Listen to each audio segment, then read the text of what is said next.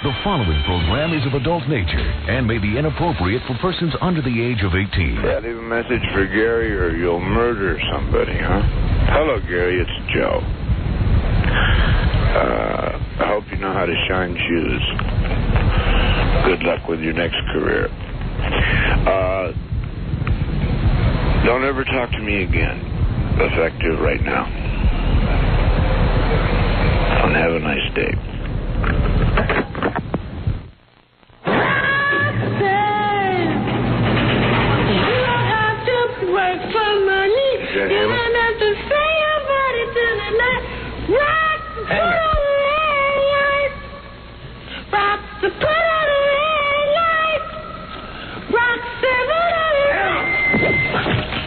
Actually, go back to the phones. Frank from Massachusetts is on the phone. Frank, are you there? Hi, Daisy. Hi.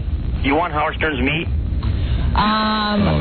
Me personally, well, yeah, okay. Okay, let's move on to bigger and better things, shall we? Let's move on. Yes, let's move on to Pat from Michigan. Right. Are you on the line, Pat? All right. H-O-W-A-R-D S-C-E-R-N H-O-W-A-R-D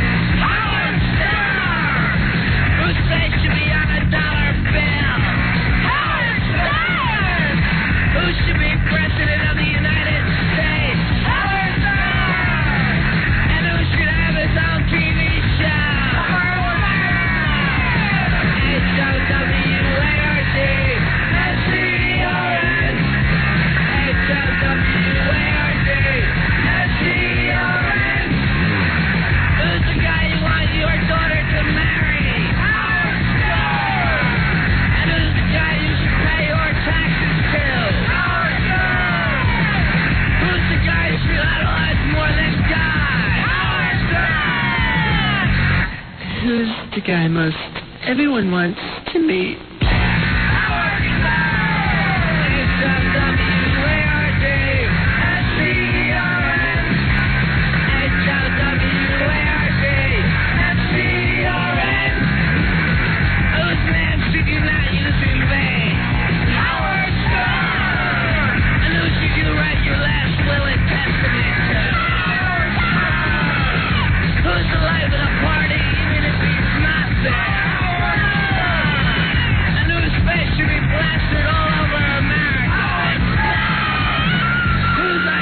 Other radio stations steal and don't give Howard any credit when he's the one who thought of them in the first place. Howard Stern! H-O-W-A-R-D S-C-E-R-N H-O-W-A-R-D S-C-E-R-N Howard Stern, Howard Stern, Howard Stern, Howard Stern.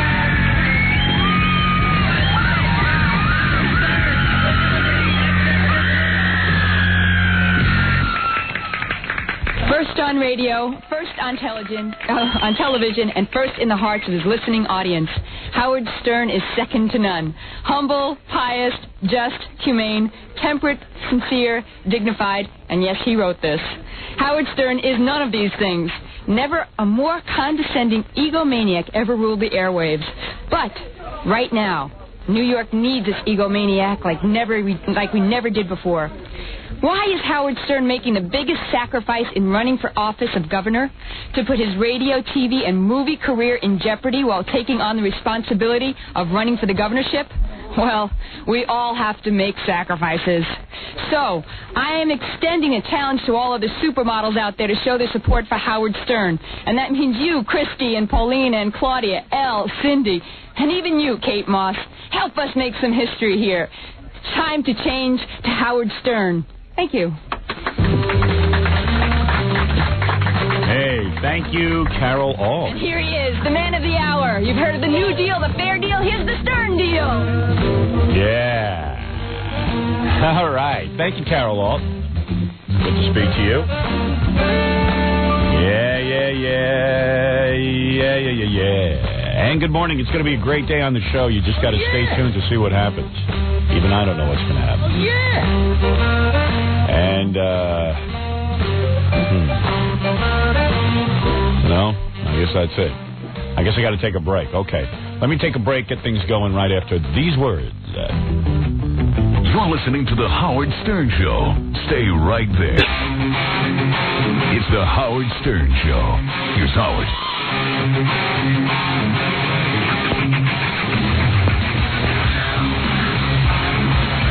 Yeah, Frank.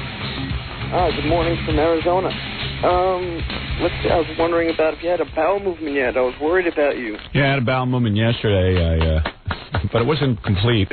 Yeah, it wasn't. I don't know. You know, after I made that announcement that I hadn't had a bowel movement in 3 days, I don't know. Then Robin said that if you go like 4 or 5 days, you could end up having to go to a doctor and he'll remove it for you. Well, I am a doctor. Oh, you are? Yeah, that's why I was worried about you. I didn't want to have to manually disimpact you. Yeah, well, let me tell you something. So I got nervous, I guess, and everything loosened up down there, so I went over to the studio yesterday. Yeah.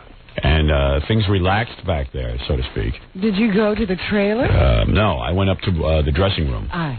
And I feel more comfortable up there. And I moved my bowels, but not completely. You know, I didn't feel totally satisfied back there. And then the whole rest of the day I spent like kind of cleaning up back there because, you know, when you don't completely go, I don't know. I don't know. You know what I'm talking about? There's remnants, yeah. And every every half hour there's remnants. Really? Yeah. I don't know. I don't know how to go to the bathroom properly or something. You have, like, leakage? Well, like aftershock. Like aftershock. Everything doesn't move out. And there's some things left, I guess. But, it starts turtling. It peeks out a little bit. Right. The turtle effect. And, that's what I said, leakage. Yes. Let's say the toothpaste tube wasn't empty. Oh. And I was sitting on it all day. So you squeezed it and didn't tap it. Yeah, and then I was more uncomfortable. And then, like, at least I could clean up and shower at night and, you know, get everything settled. But I would like to. I think, you know, today I got to go home after the show. Maybe I'll just drink a lot of water. Oh, I drink tons of water. You have no idea. Oh. That's not a problem. I'm just backed up because my schedule is a little off. And whenever my routine is broken, like a dog. Well, he's also inconvenienced by not an appropriate place. Right. Like a dog, I need a nice, calm place. I completely understand. Like a nice, calm hydrant. And then, like, you know, because I announced on the air that I had moved my bowels in 3 days, everyone was coming up to me and go, hey, how are your bowels? Oh, and then I get angry and belligerent. I go, like, how can people say that? Say that. I heard the Teamsters picking each other. Yeah, everyone was. Everyone was like, hey, how's those bowels? And, Day 6. And even my assistant, who said, was so concerned about it, she was like, well, Howard, were you able to move your bowels when you went upstairs? And I was just like, you know, you don't want Jody, to watch. No. Yeah, please. Get your nose out of my butt. Yeah, right. What do you care? You're a busybody. Yeah. Were you able to move your bowels? Yeah, yes, I was. That's great. Hey, I saw the A&E biography. It was pretty good. You know, it was complimentary in the sense that they didn't say anything negative. They didn't bash or anything. It just was rather dull and silly. And Judith looked good. Yeah, she's a hot little piece of ass. I could have gotten her. Yeah, she looked real My good. wife won't let me date her, though. I think Judith would go out with me, but my wife won't let me date her. Oh, that's a shame. Yeah. She's standing in your way. Is she single? Who, Judith? Yeah. There you go. Yeah. Well, you better give her a call, Doc. And when I was writing my books, I got real close to her and stuff. And I think I could have hopped on top, but yeah, you know what I mean? I sure do. Yeah. Yeah. Well, that's great. Hey, if I come in from Phoenix, can I get you to sign my book? No. Not at all. No. Yeah, just because you land in New York doesn't mean you're going to see Howard. Yeah, there's not an automatic right to just step up to me. Well, you know, I'm asking permission. No. Well, that's okay. All right. I'm being honest. Thank you. No problem. Have a good day. Bye-bye.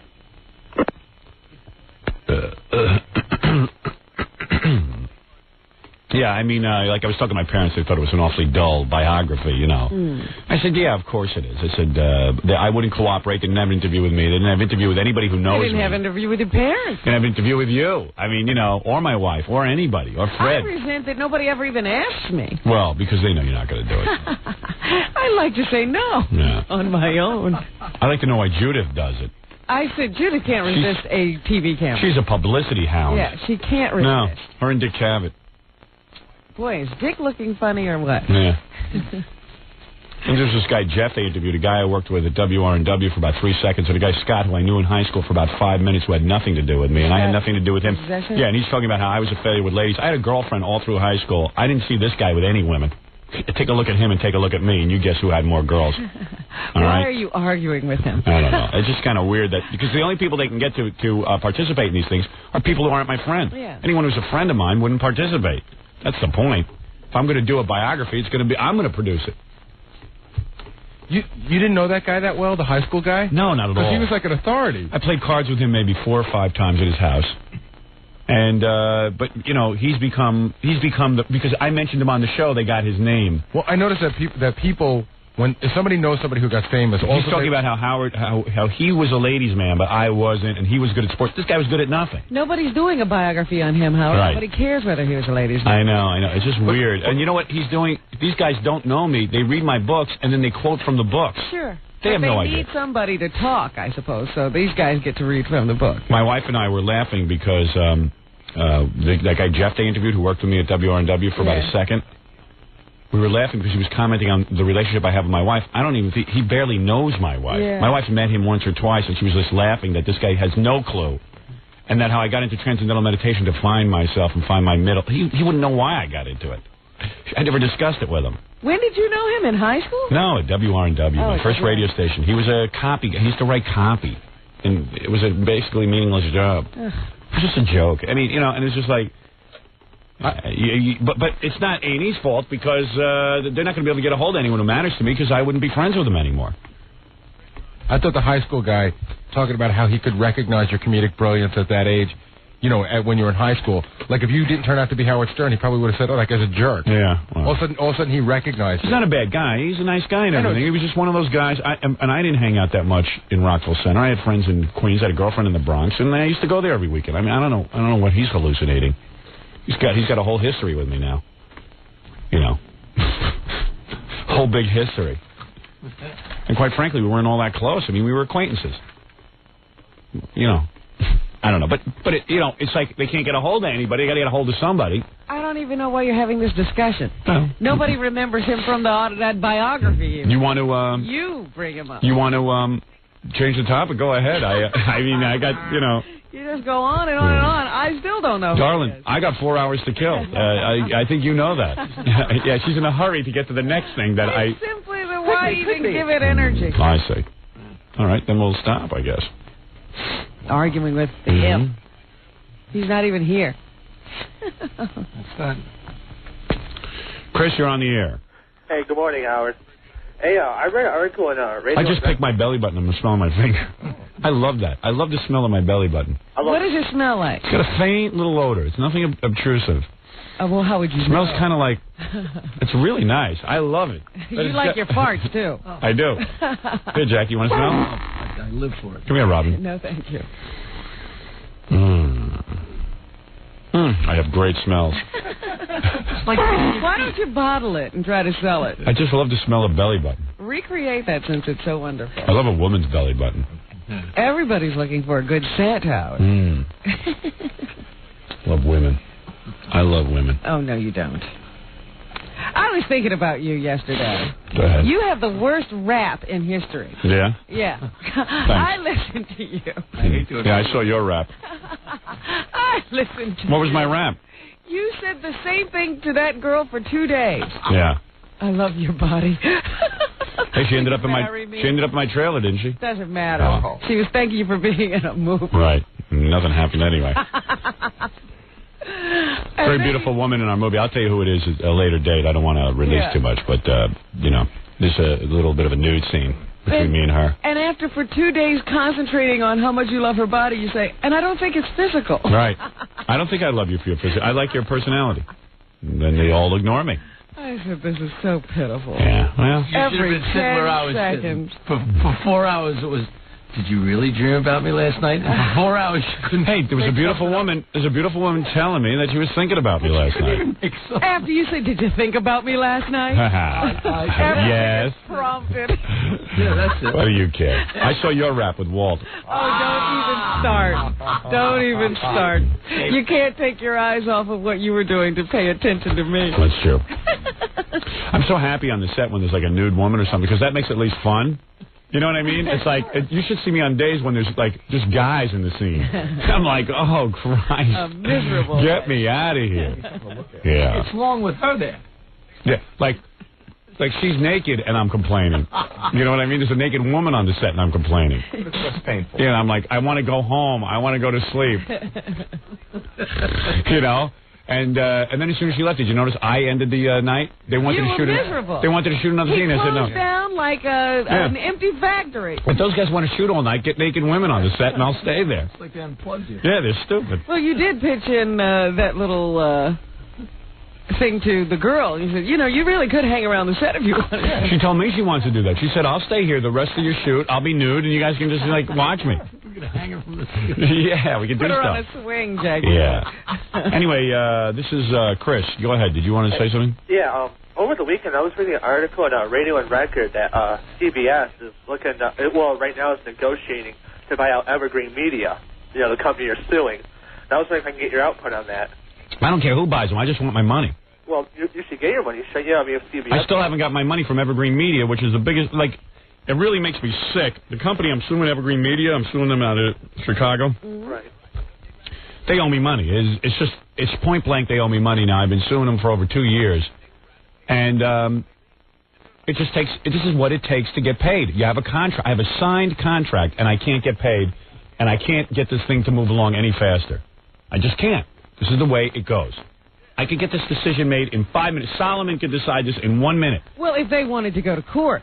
Right. They try to keep it out of court. Yeah, they're all dragging their feet. But, I mean, 2 years is unbelievably long. And if I tell you the legal bills are huge, I'm embarrassed to tell you what I'm paying. You need a judge who would finally say, all right, this is ridiculous. Yeah. This should go to court. Yeah, but it doesn't. The system doesn't work that way. Judges don't have to look until the case comes to court. And the thing is that it's just going on, and I'm paying all these legal bills. But I don't care. I've already resigned myself to the fact that I'll pay these legal bills. There's no, time limit. I guess not. I guess a case takes years and years and years. So anyway, you know, I'm suing these guys. And meanwhile, here in New York, WKTU, which they own, has become the #1 radio station, which makes me sick because now they've got more money than ever, and they still won't pay me. They'll use that money to fight you. Yeah, right. And they'd rather pay a lawyer. They've already paid their lawyer as much money as they owe me. I've already figured it out. Yeah. But they would rather pay a lawyer than pay me. And they're eventually going to have to pay me. It's the stupidest business decision on the world. So Evergreen Media can kiss my goddamn ass. Let them go frig themselves. Enough that bitch main cow. Yeah. Well, the bitch is going to learn his lesson because now I'm on in Chicago on FM. That stupid ass. Now he's going to have to get out of the... Stupid Howard Stern imitator. Now he's got to... All of them are Howard Stern imitators. Yeah. Especially him. That stupid dickwad. All right, thanks. All right, dude. All right. What a prick. That whole Evergreen Media organization gives me the heebie-jeebies. What a bunch of sleazies. And they're not even from Chicago. I try to act like they're Chicago boys. They're out of Dallas. Bunch of cretins. God damn, I hope I get my friggin' money. So cheap. So goddamn dishonorable. Oh, we don't owe you the money. You're in trouble with the FCC. We didn't know. Yeah, okay. That's why in the contract you acknowledge the FCC problem. Just a joke, man. They just don't want to pay their bills. But what kind of a legal system do we have that a guy can never get into court? Oh, it's unreal. I am so fed up with the legal system. Forget about it. Because you know what? Imagine you're a small businessman and you don't have the means to sue somebody, and now you got to go out and sue them for cash. First of all, you can't wait 2 years to be paid. That's right. You can't afford the legal bill. Right. The legal bills are astronomical. But the other thing is, that everybody was talking about tort reform a couple of years ago. They were never talking about this. They only wanted to limit the amount of the judgments. Yeah. This is the problem. I know. Not being able to get into court. Oh, yeah, you're right. Well, the courts are so jammed with garbage. I mean, there's so much going on. Ah, man. Hey, Pete, you're on the air. Hey, good morning. Yes, quickly. Okay, went to a bunch of movies in the month of July. Yeah. I just wondered, when's the trailer going to come out? I saw a trailer for Beavis and Butthead, the movie, which said December. Yeah, I'm coming out in February. So my trail, actually, there's been a lot of discussion over Paramount how we're going to promote the movie, and there's a lot of big stuff coming up. And the trailer is one of those things. I'm not in on that stuff right now because I'm in the middle of shooting the movie. So, but I know that trailers and stuff are being planned. Yeah, because I was really pretty excited to see it, and I was going, oh, maybe. Nope. Yeah. Oh, you were looking for it, huh? Yeah. It's like if my wife got really upset because it kind of ruined the movies because all of a sudden didn't see the trailer. What was the trailer for the Beavis and Butthead movie? It's a cartoon, right? Right. All it did was they showed the Paramount symbol, right? Mm-hmm. And then you could just hear them laughing, and the Paramount symbol fell, and then it just showed the cartoon logo, Beavis and Butthead movie. Yeah, well, that's more like a teaser. That's not the trailer. Oh. That's to let you know that it's coming up. The trailer's coming up. I'm doing one of those, too. Oh, there was a big display, too, for Beavis and Butthead, too, like a big 12-foot display of a cartoon of them. I'm pretty confident my trailer will be good. In fact, they're talking about my trailer winning an Oscar. I've never heard of that before. There's no category. It's going to set a precedent. It'll be a special Oscar for the trailer. It's going to be so good. It's going to be nominated as a short film. You looked pretty confident there on CNN when they showed you. They showed Monday night, I believe they showed I haven't seen any of these reports. All I know is we have tons of reporters coming down and covering this thing, and I don't know what they're showing. I was interviewed by... pretty positive. Oh, was it positive? Yeah, really positive. Yeah, from Mark... kind of the ball Mark guy? Scherer. Yeah, he's a pretty nice guy. He was asking me some weird questions and stuff that had nothing to do with the movie, and I said, hey, Mark, come on, man. We've known each other long enough. What are you doing? What were you filming? Oh, just like weird. Just like, I don't know. Mark's like... I know Mark, I mean, we've been through the dance already. What is it? But anyway, it was cool, and he's a pretty nice guy. Yeah. Where were you filming at? Temple? Is that where you're filming at? Yeah. No black people around there. Yeah, well, the movie has no blacks in it. We decided that white people, this is a white person's movie, and only there'll be no... What is he talking? I have no idea. Isn't Temple mainly a black school? No, we weren't filming a temple. Oh. I thought you meant were we filming at a temple. No, I thought you... And there were no black people because there's not many black Jews in this country. Or any country, for that matter. I don't know what you're talking about. I don't know what I'm talking about. I'm sorry. Yeah. F. Richmond, Virginia, right? Right. Right. Yep. Absolutely. Well, I'll tell you about Richmond, Virginia. Actually, we don't F Richmond, Virginia. Sure we do. No, we don't. Did you watch Olympics last night? Some of it. I saw the weightlifting competition. Yeah, me too. It was as big. That's like the most unhealthy thing. They should really eliminate What's wrong that. with those guys? These are huge, fat guys who are like 400 or 500 pounds. And yeah, they lift 400 pounds, but they weigh 400 they're pounds. lifting their own weight. Yeah, I think I can do that. I can lift 100 pounds. If they're walking, they've lifted that. Yeah, so it's these big fat guys who are like not bodybuilders like Arnold Schwarzenegger, where they do it for health, but they just want to see how much weight they can lift over their heads. Once. And what's funny is they weigh like they're so out of shape. It's incredible. They're disgusting to look at. They have big giant Rush Limbaugh beefy heads. Big fat bellies. Yeah, I mean, and it's just disgusting. I mean, they can't possibly be athletes. I mean, yeah, they're lifting stuff over their head. And remember, they were talking about that one guy who they said was in a terrible car accident, and the doctors told him if he wasn't a weightlifter, he would have been killed. Yeah, sure. He's as big as a car. They meant if he wasn't fat, he wouldn't have been killed. Yes, yeah, right. And these guys are all overweight, and then like they just eat tons of steaks and eggs and all high cholesterol foods to keep their weight up. They don't even have muscles. No, they don't have And muscles, you never- and their arms are real wimpy looking too. Did you notice that you never hear what happens to them? Like, I don't think they live very long. No, like there's a You never see an old weightlifter. There's an amazing 24-year-old Russian weightlifter, but you could be sure he'll be dead by his 30th birthday. Right. And it's kind of pathetic. And that was a weird sport. And then Gary told me he was watching. I went to bed, but they had an Italian biker on who keeps opening her shirt up so people can see her breasts while she bike rides. He said it was kind of boring. It was mountain biking, but there's this one girl who like is known for her flamboyant outfits. But what they're meaning is, what they say flamboyant, she just lets her nipples hang out. I see. Gary said you can see nipple. Well, she's leaned all the way over the whole Right. time. And so the thing is hanging down? It's jiggling and stuff, so that's pretty good. It's amazing how guys... She's trying to help her sport. Yeah. Why not? She really is. She needs help. Did you see those women's softball players? Yeah, a little bit. There's that pitcher on the U.S. team. She looks like a weightlifter. What a dykey sport that is. I mean, don't you think every woman in the Olympics is a dyke? No, not the gymnast. Yeah, maybe. Well, they're too young to be dykes. Yeah. But, like, there's so many dykey sports. Some of those swimmers look like guys. Like, they'd be good-looking guys. I sit there and go, man, they got nice upper bodies and stuff. They'd be nice-looking guys. Swimmers and divers. Yeah. Yeah. Some of them look girly, but then some of them go the other way. Their lower bodies all of them look great, and then all of a sudden, the upper body look like guys, and they got big noses. And But I was even at the Springboard competition last night. There was one girly girl, and then one of those other girls. Yeah, and don't you have visions? I know I do as a perverted guy of like them going back in the locker room and all raping the one girly-looking girl, like with a broom, rubbing her ass, like a prison film. Yeah, I just could see it all happening. But everyone looks so dykey. The softball players, the swimmers. I'm not saying they're dykes. I'm just saying they look dykey. But they could be dykes. I don't know. Well, it's just nothing feminine about them. Nothing. I'm more feminine than most of those people. Yours is more girly. Yeah. I could hang out with you easier. Yeah. Nice play. Because that girl who was the pitcher, it looks like a box. She has no shape. She puts that stupid cap on her head, and then she has that terrible, ugly softball throw that she has to do. There's nothing feminine about it. I was watching some of the film of me yesterday, and I'm now more convinced than ever that I'm getting a nose job, that I'm going to book myself in. You were saying that. Yeah. So I'm all convinced and everything, and then I was talking to Joan Rivers. Yes. And she says, I'm a big fan of plastic surgery. I'm the one who pushes it on everyone, but do not, I implore you, do your nose.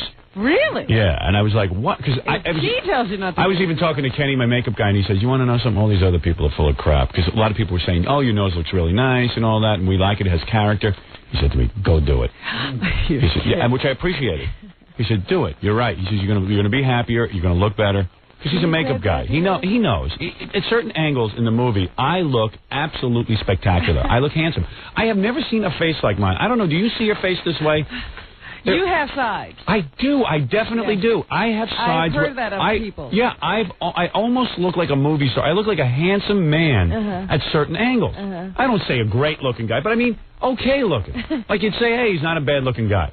And then I can just shift my head a half an inch, and the whole face becomes contorted and bizarre and twisted and a moneylender. Not that bad. I mean, you don't morph into a monster. And I'm saying that when I went to, remember I went to Dr. Daniel Baker, and he drew on those pictures for me, and he shaved my nose down just a little bit. Not a major change. A drastic change. It was not drastic, but it gave me a good angle from every side. And that's where, but Joan Rivers is going, I want to talk to you about this again. I have definite theories.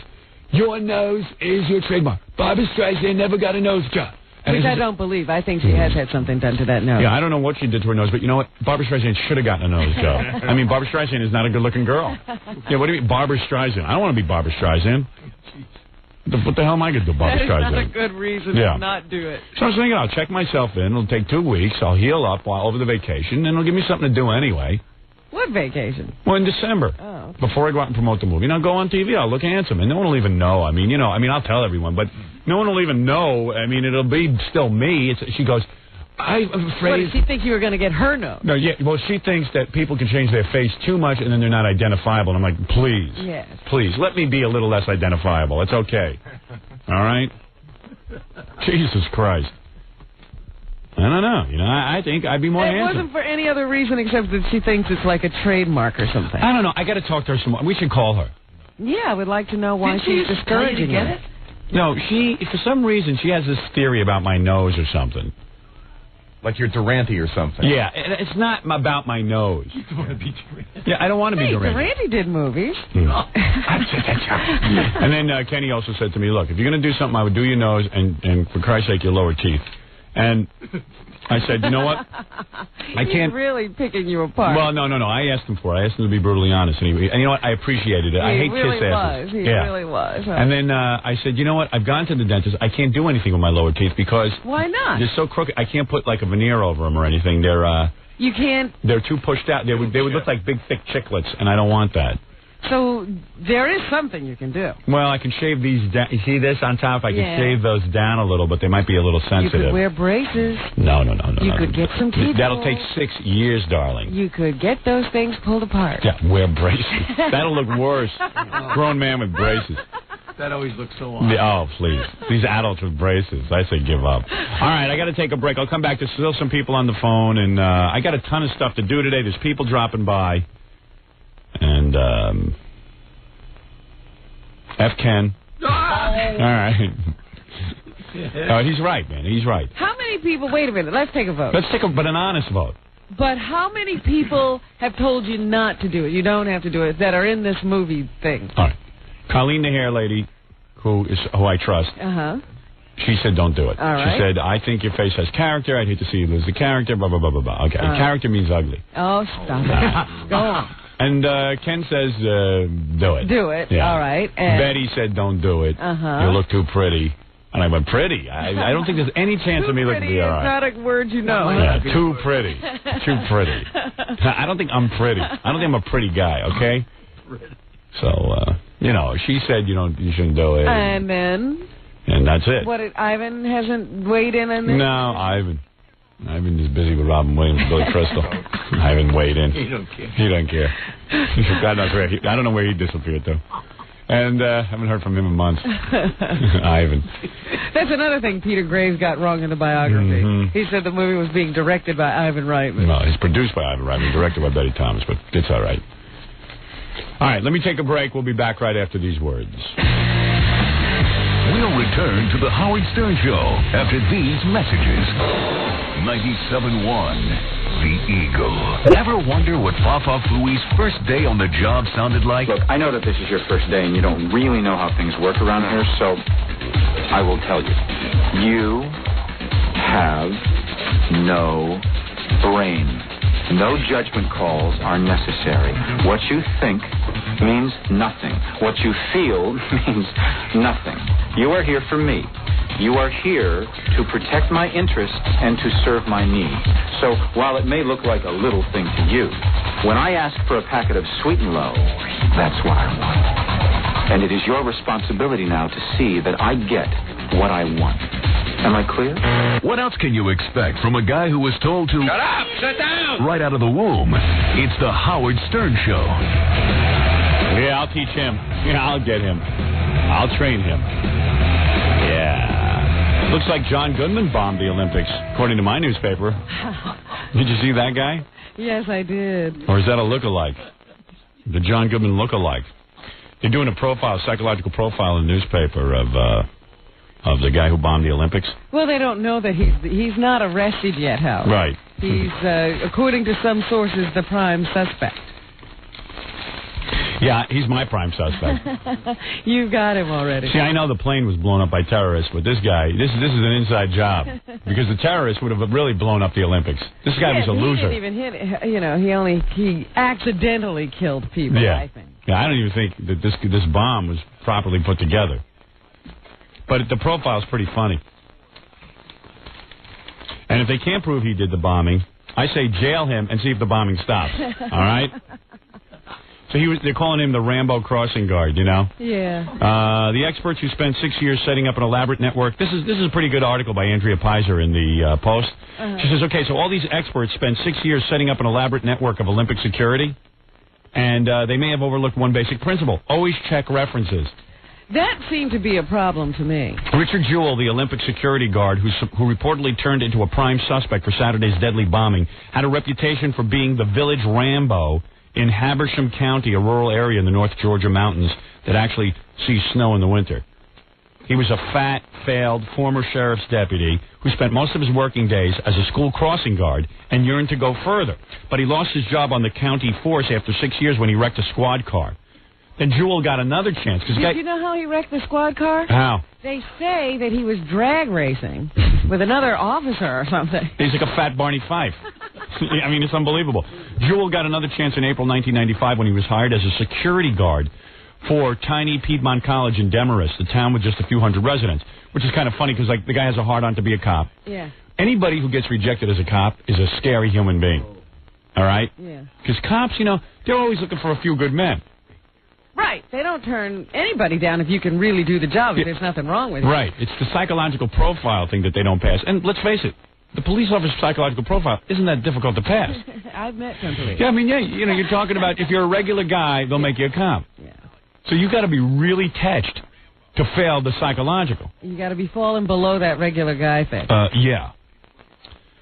So anyway, so he gets a job as a college security guy, which is a cushy kind of job. Doesn't pay a lot of money, but you just stand around and do nothing. And you make the people on the campus feel secure. Yeah. The final straw came after Jewel got up in the middle of the night and set up a roadblock around the campus, hunting for people driving under the influence. Now, they didn't ask him to do this. He got up in the middle of the night and decided to do it. He was let go after that, said the source. Because in college, they're not looking for trouble. Right. In fact, like the people at the college, when they saw him on TV being hailed as a hero, they were like some of the first people to get queasy and start making calls. Well, that's how they got turned. That's how they turned this guy. And they said, "This guy, wait a second, this guy is nuts." Quote: This is the guy from the college saying he was a straight arrow who overdid everything. College president Ray Clear told me yesterday he was too aggressive for our environment. We are a small liberal arts college. We don't need heavy-duty law enforcement. So the guy was he was acting like he was in New York. Yeah, he was like Officer Elvis. Yeah, he was acting like a New York cop, like patrolling the streets of Harlem. Right. Yeah, but he was on a campus in a college of a few hundred people. Yeah, Rambo. All right, pull over. Remember Officer Elvis when Elvis got his badge from Nixon? Yeah. And he was running around terrorizing the people of Memphis? Right outside his gates at Graceland. Elvis would get in a car and put a bubble on his car and start racing and arresting people. Chasing them down. Oh, this is Elvis. But he really was like Rambo. He was like in a girls' school pretending he was in Vietnam. Yeah. So he says, to put it politely, last May we allowed him to resign. Yeah. We thought he'd be better suited in real law enforcement, but not really. So this guy who was the president of the college was the one who telephoned the FBI on Sunday after watching endless TV broadcasts featuring his former employee. Something about Jewel taking credit for saving lives in Centennial Olympic Park didn't sit right with the college president. It hit him the wrong way. I didn't suspect him as the bomber, but I felt his background needed to be reviewed as part of the case. In other words, he probably did think he was the bomber. The campus chief of security and I agreed we needed to go over his employment records. I subsequently picked up the phone and talked to the FBI. Oh, man. And it wasn't that Jewel was, brutal, he's saying. No. But on a campus of 1,000 students where the worst imaginable problems might involve open beer containers and loud music, Jewel seemed desperate to stand out as a hero. Yeah. These guys just want to be heroes. Well, he even said when Angel he of was Mercy. interviewed after this bombing that, he hoped that, he was trying to play down the whole hero thing. He just hoped that this helped with his career because he needed a job after the Olympics. I see. So he really was applying for another job. So the college president says he was a very low-key, well-meaning young man who worked very hard. But these aren't the streets of New York. We have a small country town with a small liberal arts college. He over-investigated everything. And he wanted to be Kojak. As an example, Clear said disputes that could be resolved with a little adult mediation often turn into federal cases. So he would go there and make things worse. Kids who get into scuffles that really don't require investigation. Yeah. They just need to be separated. Yeah. But he got a little aggressive. He'd start going into their background. Yeah. So. The other thing that cracked me up, you know what tipped off the police? You know how the police get you in there and they just grill you and grill you and grill you until you start to crack? Yeah. Well, right away, inconsistencies started to show up in his story. Oh, really? Not the least of which was that he started looking for the bomb before a report had been made to the security of the park. Yeah, maybe he's clairvoyant. It's like the fireman who starts fires, Yeah. Yeah. So he was already looking for a bomb that nobody had told him about. Yeah, you got to use your head if you're going to plant something like that. Even OJ laughs at that. Yeah. You know what I mean? It's a pretty basic rule. What are you doing here? I'm looking for a bomb. What bomb? Yeah, I've been reading in the newspaper how everyone's dissatisfied with NBC's coverage of the Olympics. And I think, I haven't watched that much Olympics, but I told you when I tuned in, I'm watching reports on Izzy, the Olympic mascot, for 7 minutes, and I want to see sports. It does seem like, even like the weightlifting, I don't know, it's just like, there's so many long reports and profiles. I like the profiles on some of I do, too. On the athletes, because you get emotionally involved. Right, you need to know these people because you've never seen them before. Right. You got to focus on somebody. Yeah. No, I don't know. But it's weird because sometimes why wouldn't they cover boxing? Take you away from the competitions, and they're not showing you every sport. Yeah. Katie Couric looks a little bizarre, don't you think? What's going on? She's getting a little funny looking. Yeah, it's time for her to get some surgery. I looked at her the other day. I said, she looks like Rose Kennedy. Yeah. Her eyes are separating, and her mouth is like the Joker. Pretty soon they'll be wheeling her around in a wheelchair. I don't know. Did they run a race over her? I don't think she gets enough sleep, Katie Couric. Maybe not. I mean, what is her schedule? She does everything. She's up at night. She's up in the morning. Yeah, I know. I couldn't do that. And I'm a very strong man. Sort of an embarrassing situation going here. What? Well, you know I love Sally Kirkland, the actress. She's a nice lady and always comes and does her show, but she just popped up in the lobby and wants to come on, but I can't do that. I can't just have people popping up in the lobby. You got to schedule an appointment. I mean, she could pop up to say hello, not to do the show. Yeah, I know. And then I don't know, she's yelling at Gary that... Oh, can't we hear that? I mean, that makes the show. No, she's saying that she was in Romania or something, and there's no way she could have called ahead of time, so she just walked in. And she wants to get on the show, and I don't want to be mean, but I got a show to do. But, I mean, if she wants to just... I mean, I got stuff I actually planned to do this morning. Sure. And, you know, I love Sally. Don't get me wrong. She's a nice lady.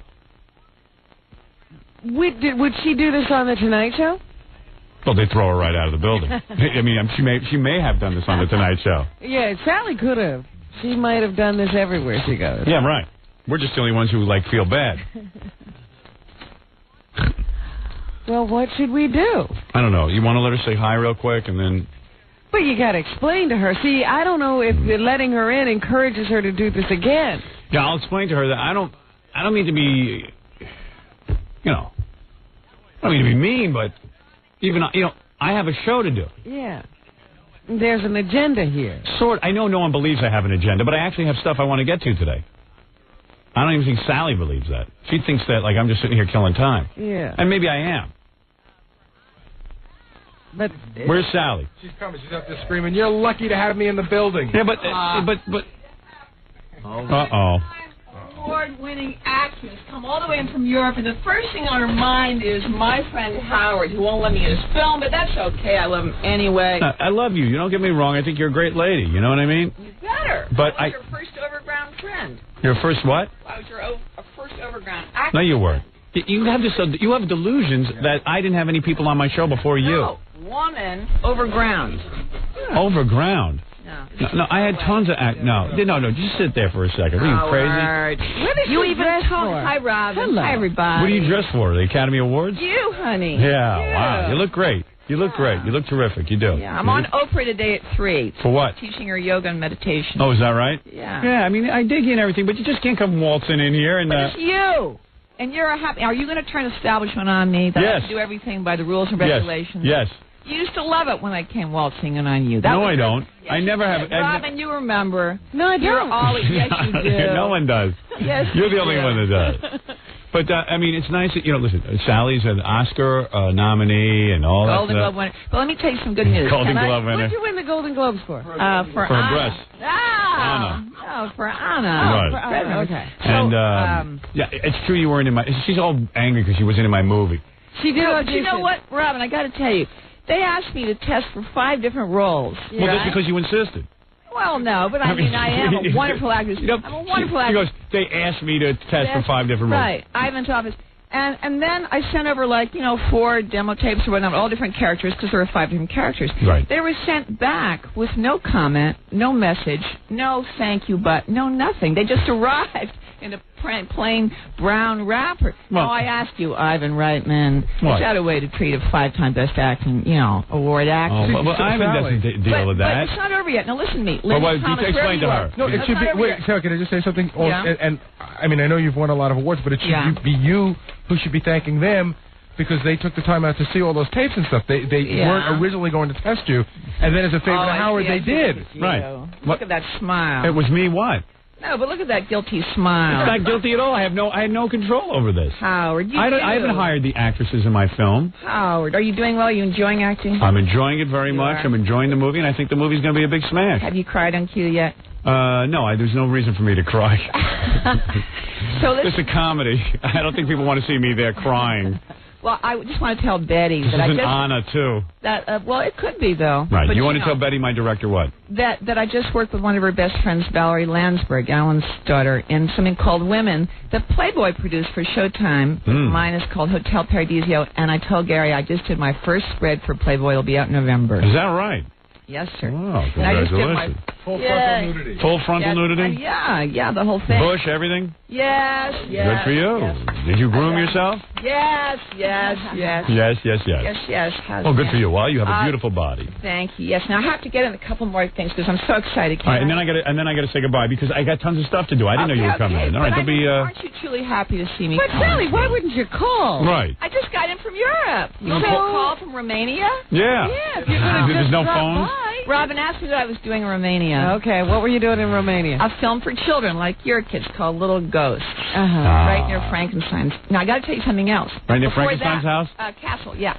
And before that, I was in Vancouver doing a quasi-love scene with Chris Walken and then a separate scene with Benicio del Toro with 19-year-old Alicia Silverstone producing me for Columbia. Wow. Well, she's a producer already? Yeah. Alicia Silverstone? And I'm in New York tomorrow at Tribeca Film Center to play Paul Sorvino's wife in a play written by Amanda Sorvino called What's Wrong, Callie. It's a really wonderful play. She's really talented. Wow, it sounds like you have a full plate there, Sally. But you see, you still have a month left, so you could ask me to do a walk-on in your film. Right, You could. right. There's a Well, month all right, left. if there's something there, I'm going to call you. Would you really? Of course, of course. And I have to come give you my back rub. Uh-oh. Well, Easy does it. I tell you what, I'm going to take a break after... No, I can't take a break. Well, Easy, be gentle, right? Because you're very rough with me. I really mean it. No, be gentle, all right? Being gentle. I've always been gentle. I went to Santa Monica School of Massage. Yeah, I think Sally wants to do me, but... No, I appreciate that you're married. I'm a minister. I don't do believe me. But if you weren't married, would you? I was married twice. No. If I wasn't married, you Well, would if you weren't married, it'd be all over. Yeah. Really? And believe me, I'm not married. You should never get your nose done, sweetheart. It's part of your sex appeal. Don't ever get your nose done. I'm serious. I'm getting my nose done. I'm tired of my sex appeal. No, don't get your nose done. Yeah, you see, everyone says that, but they don't mean it. What are they trying You to think say? Barbara Streisand should get a little Yeah, bald nose? I think Barbara Streisand should fix her nose. Oh, I don't. You think Bette Midler? Why can everybody else look good but me? Why Why are some people being Listen to me. discouraging to your desire to have a prettier nose? Yeah, I don't know. Why is it that I can't be handsome? Sylvester Stallone does it. Robin, he's handsome now. You know that. Yes, of course he is. Barbara Streisand should have gotten a head transplant. She should have just chopped up her head. Yeah, and they put a new head on you. All right. Yeah. You really think that's establishment to get a nose job? I think so what? Plastic surgery is more honorable to be. Oh, I have to be the You one have to renegade. be the one, the I got to rebel. be the ugly rebel. Sally, please, you're hurting me very much. The woman is squeezing and hurting me, so I'm going to be in a hospital. Deep, Sally. Yeah. Whatever Sally says, I'll do the opposite. All right, I'm going to go and get a nose job tomorrow. No, are you really? Yeah. Well, who are you going to use? What doctor? I don't know yet. I've got to think. There's a couple that I'm going to consult with. Really? Yeah. Well, when I had my moped accident, I used Dr. Richard Ellenbogen. See, that's what you have to do, get into a moped accident. Yeah, why don't I have a moped accident? That'll be an excuse for me to get some You work didn't done. want the surgery, you had a moped You accident. get your nose done, Robin. Help me here. Yeah. Don't. No, I'm just going to get it shaved down a little so that it's tiny bit. right. So I don't. Spin have it, and bob. No, I'm not going to have it bobbed. You're just going to get that little tip taken off. Yeah. Yeah. So tell me about your acting. See, all of a sudden, because if you're going to get your nose done, maybe there's a few things they you all can do it. That's I also want to go on record. I've had 15 years of colonics at the Total Health Connect. There might be more than I need to know. Let me tell you something, my dear, about acting. You want to know about acting, Yes, I don't want to you? know about you. I'm your first acting coach. You're going to break my chair, Sally. You're breaking the arm of my It's chair. so good to be back in New York with you guys. Sally, if you want to know about my acting experience, Ivan Reitman has said that people are going to be shocked by my acting, that he thinks I'm one of the best actors he's ever worked with. Well, you And are what do you think already of that? on the radio. Well, there you go. So now you got the answer. You can't be as great as you are and not know what it is to act. You have to be in the moment. You have Of course. to be spontaneous. In other words, it's easy. It's easy. I don't know if it's easy, but you have the guts to be yourself. If people don't know how to be themselves in front of the camera, then they don't know how to act. Whatever. Get back to rubbing me. Anyway, the great Sally Kirkland. Thank you, Sally, darling. Returns with Howard. And I want you out there in Howard's radio land to hold the vision of me being in front of the camera with him in private parts. All right. And Linda, wherever you are, Valerie Lansbury, 10 to 11. All right. She thinks I should be with Howard. All right, I'm going to take a break. I'll be back with and myself. One more plug. Yeah. Please. Watch my film Amnesia with me and Ali Sheedy and John Savage and a new girl, Tara Tomanovich and Nicholas Walker. Do you know how to I love make... you so much. I love you, too. Wait, let's stand up and... Sally. And you know that you have your little angel here, that no harm will come to you because... put your hand in my lap. No. All right. We'll be back right after these words. Thank you, Sally Kirkland. Oscar... Yeah. Go ahead. Howard. Friend of Howard. More to come when the Howard Stern Show returns in a moment. 97.1 The Eagle. We're back with the Howard Stern Show. About time. Yeah. Hey. And, did you see this? I got an invite. I don't know how I got this. Maybe Gary said it didn't come to me in the mail, but I got it in my mail. Heavyweight champion Mike Tyson cordially invites you to his Connecticut estate as he celebrates his 30th birthday. We're very good. When do we go? But it was Saturday, July 27th. Oh, darn. It's been sitting in my briefcase for weeks. I meant to tell you about it. But look at that. We should have gone to that one. Appropriate dress required. I wonder what that is. What's that? Maybe For no a Mike Tyson fight. No underpants. I mean, a party. I don't know, but look, and there's a picture of his estate. Like, I guess I was invited to his house. Wow. But, wow. Wow. Not bad, huh? Nice estate. Where is that? Connecticut, it says. Wow. Good one. Maybe I don't know. Was I invited? Where did they send this? Gary says he never saw it before, so how did I get it? But why, like, I don't know. He doesn't live in Connecticut. Yes, he does. Yeah, he does. He has places all over the place. I thought he lived in Ohio or something. Yeah, so did I, but Florida or something. But no, each estate has a name. Like this one is called Rapeland. Oh, stop. Like, you know how Elvis had Graceland? Rapeland. So there, I'm going to rip this up because there's no point in saving it, Robin, unless you want it. No. Unless you want to go to Rapeland. No, thank you. Not without a guard. Yeah. I'm very honored to be invited. I mean, I'm never invited to anything. You didn't go and you didn't give him a present or anything.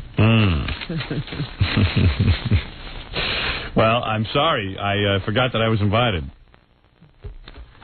Now, here's a letter I wrote to somebody. I got to mail that. It's 2 weeks old. I'm all over the place, man. I got to get my crap together. You know? Just all over the place, mentally, physically. Got to get my crap together. I got about another month of shooting, and then I'm done. That's the way I figure it. Yeah? Yeah. And Gary comes in to me. He says, hey, I was talking to the people from the movie. It's almost over. He goes, they said you only have 9 more regular weekdays of shooting. I go, Gary, use your head. 9 weekdays means 3 days during the week is when I shoot. Right. And then they said to me, the rest of them are weekends. The rest are weekends. And I got so figure it out. 9 days minimally is 3 weeks. Yeah. So you know that's full of crap anyway. They always get delayed. So it's at least another month of shooting. At least another month. Well, I'm hoping that it'll be a little less than a month. Yeah. Yeah, me too. For all involved. Right. Well, you're not working this weekend, are you? Sunday. You're working Sunday? Yeah. Yeah. I work every day. I know. You don't even look. I don't even know. I don't even look at the schedule. Yeah, I know I'm there. I'm there every day. Yesterday, I tried to be industrious in my trailer. What'd you do? Well, I had bags and bags of mail for like 3 or 4 weeks, and it's really weird. So I laid everything out on the floor and started going through it and ripping up, all the old mail, trying to get organized and stuff. But I don't know. I didn't get that far because, Gary packs my bag full of porno tapes, and then I started watching you start getting into the tape? Well, I started watching the trailer for Gangbang 2, That thing that we were talking about yesterday? Yeah, I was watching the trailer for Gangbang 2. God, what did that look like? And then it was weird. And then I got all weirded out, and I got all lazy, and Saturday I started drinking, and that was the end of it. You started drinking? Yeah. What do you mean you started drinking? What time did you start drinking? At about 10:30. No, about 4 o'clock. Oh, you were drunk? Yeah, I was. I just had a beer and a couple of shots. No wonder. Yeah, it was no big deal. I noticed a difference in your performance. Just had a little alcohol, that's all. Well, I wasn't on camera. It was just, I was after my camera work was done. I was off camera. A lot of times you got to be off camera. Like, you just sit there and help the other actors out. Like the guy who plays the program director at NBC. Yeah. He was doing a scene, so I just was sitting there. So I had a couple of shots. I knew I was off camera. It was time for me to relax. Well, you don't even invite anybody over for a drink. You sit in your trailer and drink alone? Yeah, I like to drink alone. Nah. Never. I drink alone.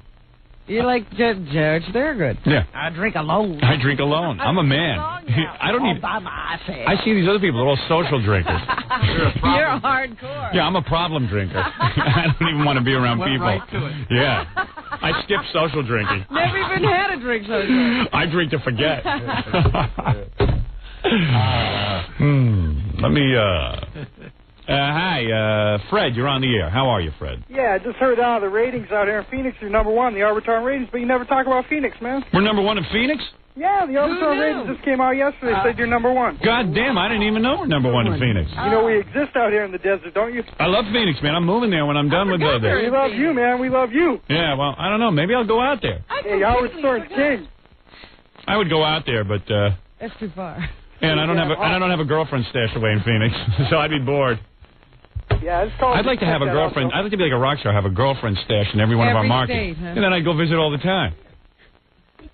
You'd constantly be on the road. Yeah, what's my incentive for getting on a plane and going to Phoenix? Maybe we should go to Phoenix. I'm sure you could find one there. Want to go to Phoenix and have a funeral? I love Phoenix. Who's the competition? I haven't been a bunch of country hicks out here. Jackie's friends. Jackie's friends, the country guys? Yeah, man. Isn't Jackie a hick? Yes. Hey, are we going to Scores today? Never mind Phoenix. What are you talking about? I was thinking of plans. Yeah, I guess we did make plans. I was thinking of maybe going over to Scores for an hour or two and maybe loosening my load. You know what I mean? Well, I go, I get excited, then I go home and let my wife do me. Oh, that's very nice. I let her do me. Exciting. I let her do me. Say, come here, bitch. Come here, bitch. Time to unload your man. There, right. I'm feeling a little heavy. Time to do your marital duty. Yeah.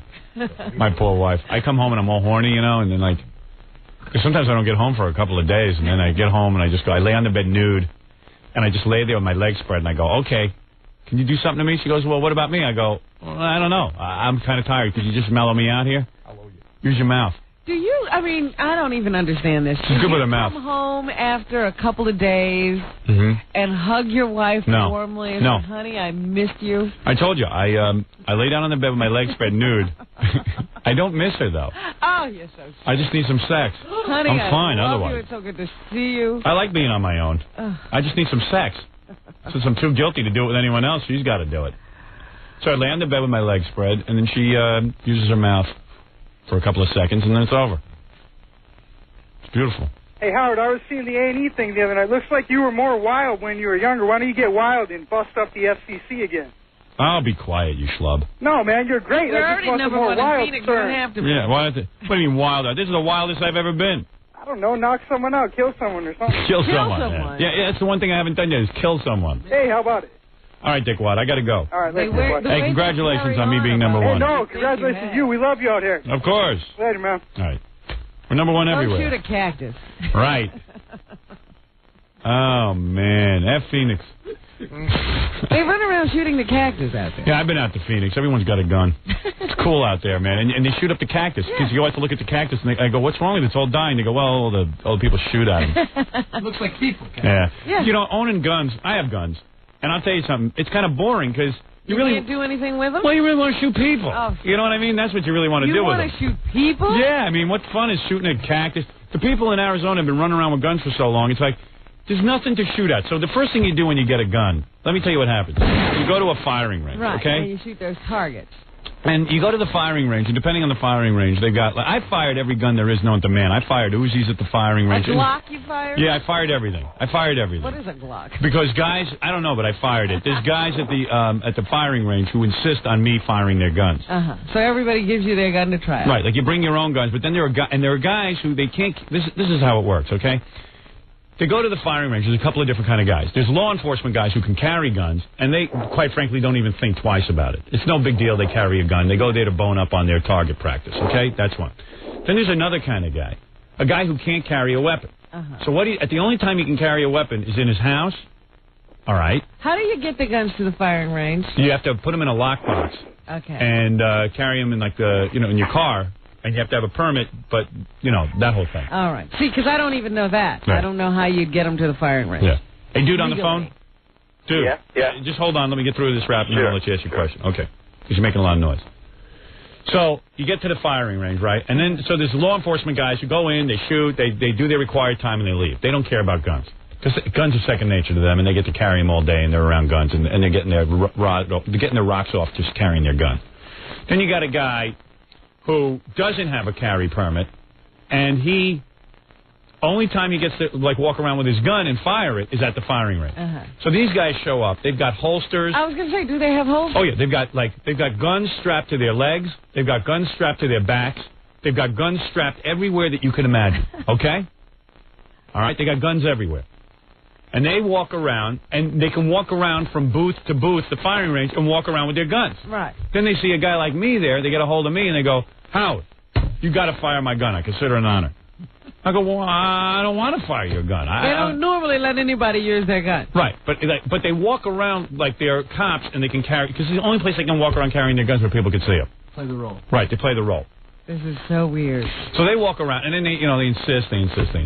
So you got to go take it. Right. Then these guys have cannons, Uzis. I mean, you should see what these guys are running around with. Bazookas. Yeah, like cops don't carry this kind of crap.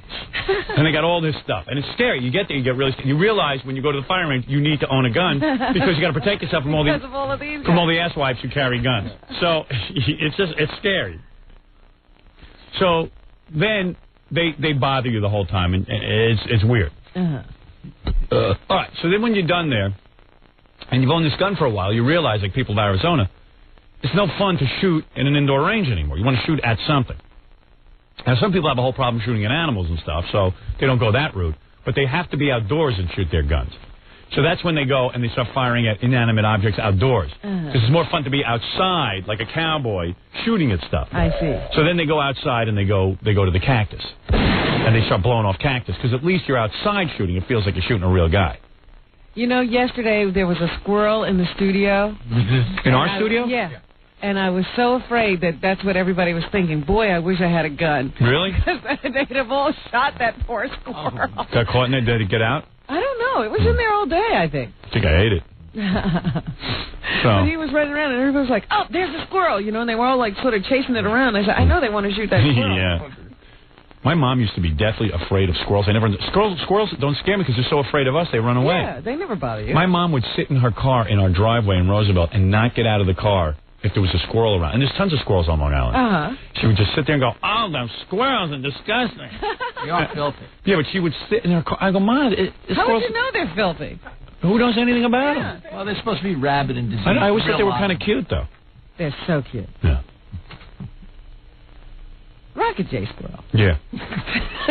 But all those guys at the range really want to shoot some guy. It's just frustrating. They got these guns and they got nobody to shoot. In Phoenix, aren't they allowed to wear them on their belts or something? I think in Arizona you're allowed to run around with a gun. Yeah, I think that you can have them in your car and jump. Yeah, because when I was out there, I mean, this was years ago when I was a counselor and I took these kids cross country. I was hitchhiking and this guy picked up me and this girl. And he had guns in the back of his truck. Yeah. He goes, hey, you guys want to ever fire a gun? And I was like, yeah. And, but of course I hadn't. But I didn't want this guy to think I was a homo. Yeah, and then, kill me and take my girl. I was with my friend Andrea. Not that friend Andrea. You never met this other friend Andrea. This is another friend Andrea who won't talk to me anymore. But, so we were hitchhiking, and then, she played it cool. She was like, okay, I'll fire the gun, But she didn't even fire the gun. We were scared. But this guy had an arsenal in the back of his truck. And evidently it's legal. You could just, run around with an arsenal. Yeah. Big rifles and crap. When I was out there, those guys actually wear them on their, gun belts. Yeah.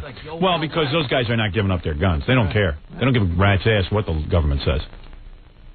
But I don't know. Some states, they allow them to carry. I don't know. Yeah. I don't know what's going on. Different. Yeah. But when I went out there and I saw the cactus with holes in it, I thought cactus normally came with holes. Yeah. And then they said, no, people shoot at them. There's nothing to shoot at. Anyway, Ollie, what do you want? So we're number one in Phoenix. Yeah. Cool. Good news. Hey, Ollie, what's up? Hey, man. I got everybody's autograph except for Robin's and Jackie's. I'm just wondering how much is it worth? Because I came down to the studio twice, and I finally got it. I was pretty happy. Well, I don't know what your Jackie autograph is worth. I know mine. I've seen my autograph listed in some of these collector magazines. You got for some good money. Yeah, I'm about $150, $160 just a plain autograph. And everybody else, everybody else is on there. Steve Garillo and Stuttering John. I can't imagine a Steve Garillo autograph is worth much. I think he's asking if you have a whole collection, is that worth more? Yours plus everybody else in the group. Exactly, especially when the movie comes out. Well, I think once the movie comes out, I can't wait. My life's really going to change when the movie comes out. So is mine. How's yours going to change? I don't know. I just go to the movie and enjoy it. You'll be $7 lighter. I'll tell you something. His life's really going to Yeah. I rarely go to movies. I rarely read books. I never listen to radio. Everyone's been trying to brace me for because there's going to be a lot of promotion and stuff, and it's going to be weird when the movie comes out. So everyone's like bracing up What for. do you mean they're bracing? Saying, even if the movie sucked, my life's going to change because I'm going to be so goddamn well known. Right. Because when the movie comes out, everybody. And then it'll go around the world. Yeah. Surely. Yeah. I find myself explaining. But I don't see that my life will change, quite frankly. Here's how I see it. You're very famous now. Yeah, the movie will come out. I won't be able to go anywhere, which I can't go now. Don't do it now. I don't go anywhere. I sit in a goddamn room, which I'm sick of doing, quite frankly. And now you're drinking in that room. And now I'm drinking and doing drugs, and it's out of control. My life's spinning out of control. You're slowly becoming Howard Hughes. That's right. Not that slow. It's advancing rapidly. Yeah. And I don't see how my life's going to change. When do you start growing your nails? All right, so I'll be a little more well-known. I mean... You're going to own an airline. What? You're going to own an airline. I'm going to own an airline? Yeah, Howard Hughes, man. I'll be quiet. Oh, okay. Stupid comment. I told you not to be stupid, you moron. I know. All Shut right. up, sit down. So everyone's been telling me, like my agent and everything, your life's going to really change. I go, I don't see it, man. I sit at home now. I stare at the wall. What do they think you do now? I get no sex.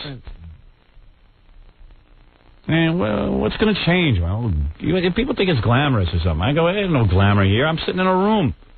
Well, it could be glamorous. You just won't. You got a Mike Tyson invitation over there. Yeah, you big just deal. never go anywhere. You think that's glamorous to sit in a room and stare at a guy who's in charge of rape? I don't know. I've never done it. What? You'll be turning down better invitations. Yeah, right. That's all. I ain't going anywhere with these guys. You'd be hobnob. You could hobnob, but you won't. What am I going to talk to Mike Tyson about? How you doing, Mike? Hey, how you doing, man? It's not about Mike Tyson, whoever, the posse. His posse. Mike Tyson's posse. There's a bunch of guys I want to talk to. I'll pass. Yeah, I don't know. I've been to, like, when I was, I've hung out at some of these parties. I've gone to some of these kind of parties. No, you haven't. You've been to one, I would say. I went to Joan Rivers' house. That wasn't one of these parties. I'll tell you something. I wanted to hang myself. I'm talking about those celebrity-studded events. What party did I go to? You went to Trump's wedding. Trump's wedding. That was like the only time I was ever miserable. did anything like that. Trump's been real nice to me and everything, and I like him, but I was miserable at his wedding. I'm sitting there talking to O.J. and Tony And look Katane. at how famous that has made you. Really, man. And then, like, I even went to Planet Hollywood one time, and who was there? Regis, and it was like, it's all the people I insult. You know what I mean? I don't want to be in a room with them. It's uncomfortable. Oh, now you're sounding like David Spade. Right. So I'd rather just sit home, and I'm not going to be like David Spade and stop insulting people. I'll just stay home. All right, dude, I got to go. Wait, Howard, I have a problem, man. I have an OCD, and I rarely tell people about this. I take about 3 hours to get ready every single morning. And the girl I used to live with, she used to think that I just shaved for 3 hours. Yeah. What I do is pretty bizarre. I have to go to the bathroom twice, and it's a number 2, in order for me to leave the house, because if I don't, I will feel so uncomfortable. You know how, like, you were talking about an empty toothpaste? Right, you'll feel like something's going to go wrong. Yeah, and like I'll pass, I just sometimes pass gas. I just feel so. Well, read my book, Miss America. That's all I can did. do. All right. It didn't help me, man. Well, I'm saying that's a line of thought to start thinking about, and do the Dr. Sarno thing like I did, and put it all together. Maybe that'll help you. Just know that it's a psychological problem, not a biological one. I got to go. Joe's friend rules, man. Thank you. Goodbye. What am I going to do? I'll cure him over the phone? I got a whole show to produce. Listen to me. I got big things coming up next. I'll talk to you about it as soon as I get back from these short commercial words. You're listening to The Howard Stern Show. More after this. 97.1 The Eagle. The Howard Stern Show.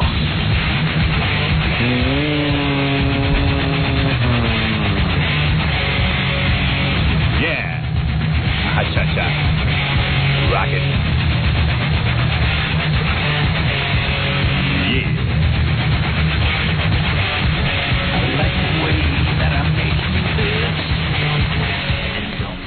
We got a whole crop of new interns out there. Some of them look pretty nice. Female interns.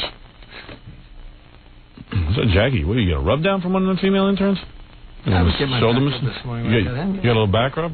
He finds a way. I'd like to get a little of that. He finds a way to make contact. Yeah. Come here. Who's that you were with? Christine? The tall one?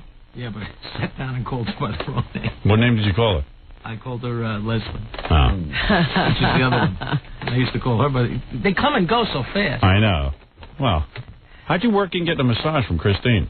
Where is I Christine? just got here. I spent the night in the city, so I was here a few minutes early today. So She is tall. It's beautiful. Wow, you're really nice, by the way. I meant to tell you, if you don't mind me saying. How tall are you? Almost 6 foot. How old are you? 24. Really? Mm-hmm. Yeah, God damn it. Just calm down. How did Jackie work out getting a massage from you? He said, how come I can't have that kind of relationship with the interns? Because you have a goofy rap, I told you. Yeah. He asked me for one, so. He asked you for a massage? You mean he just walks in and says, can I have a massage, please? I sat down in a chair with my coffee, and I turned around and said, rub my shoulders.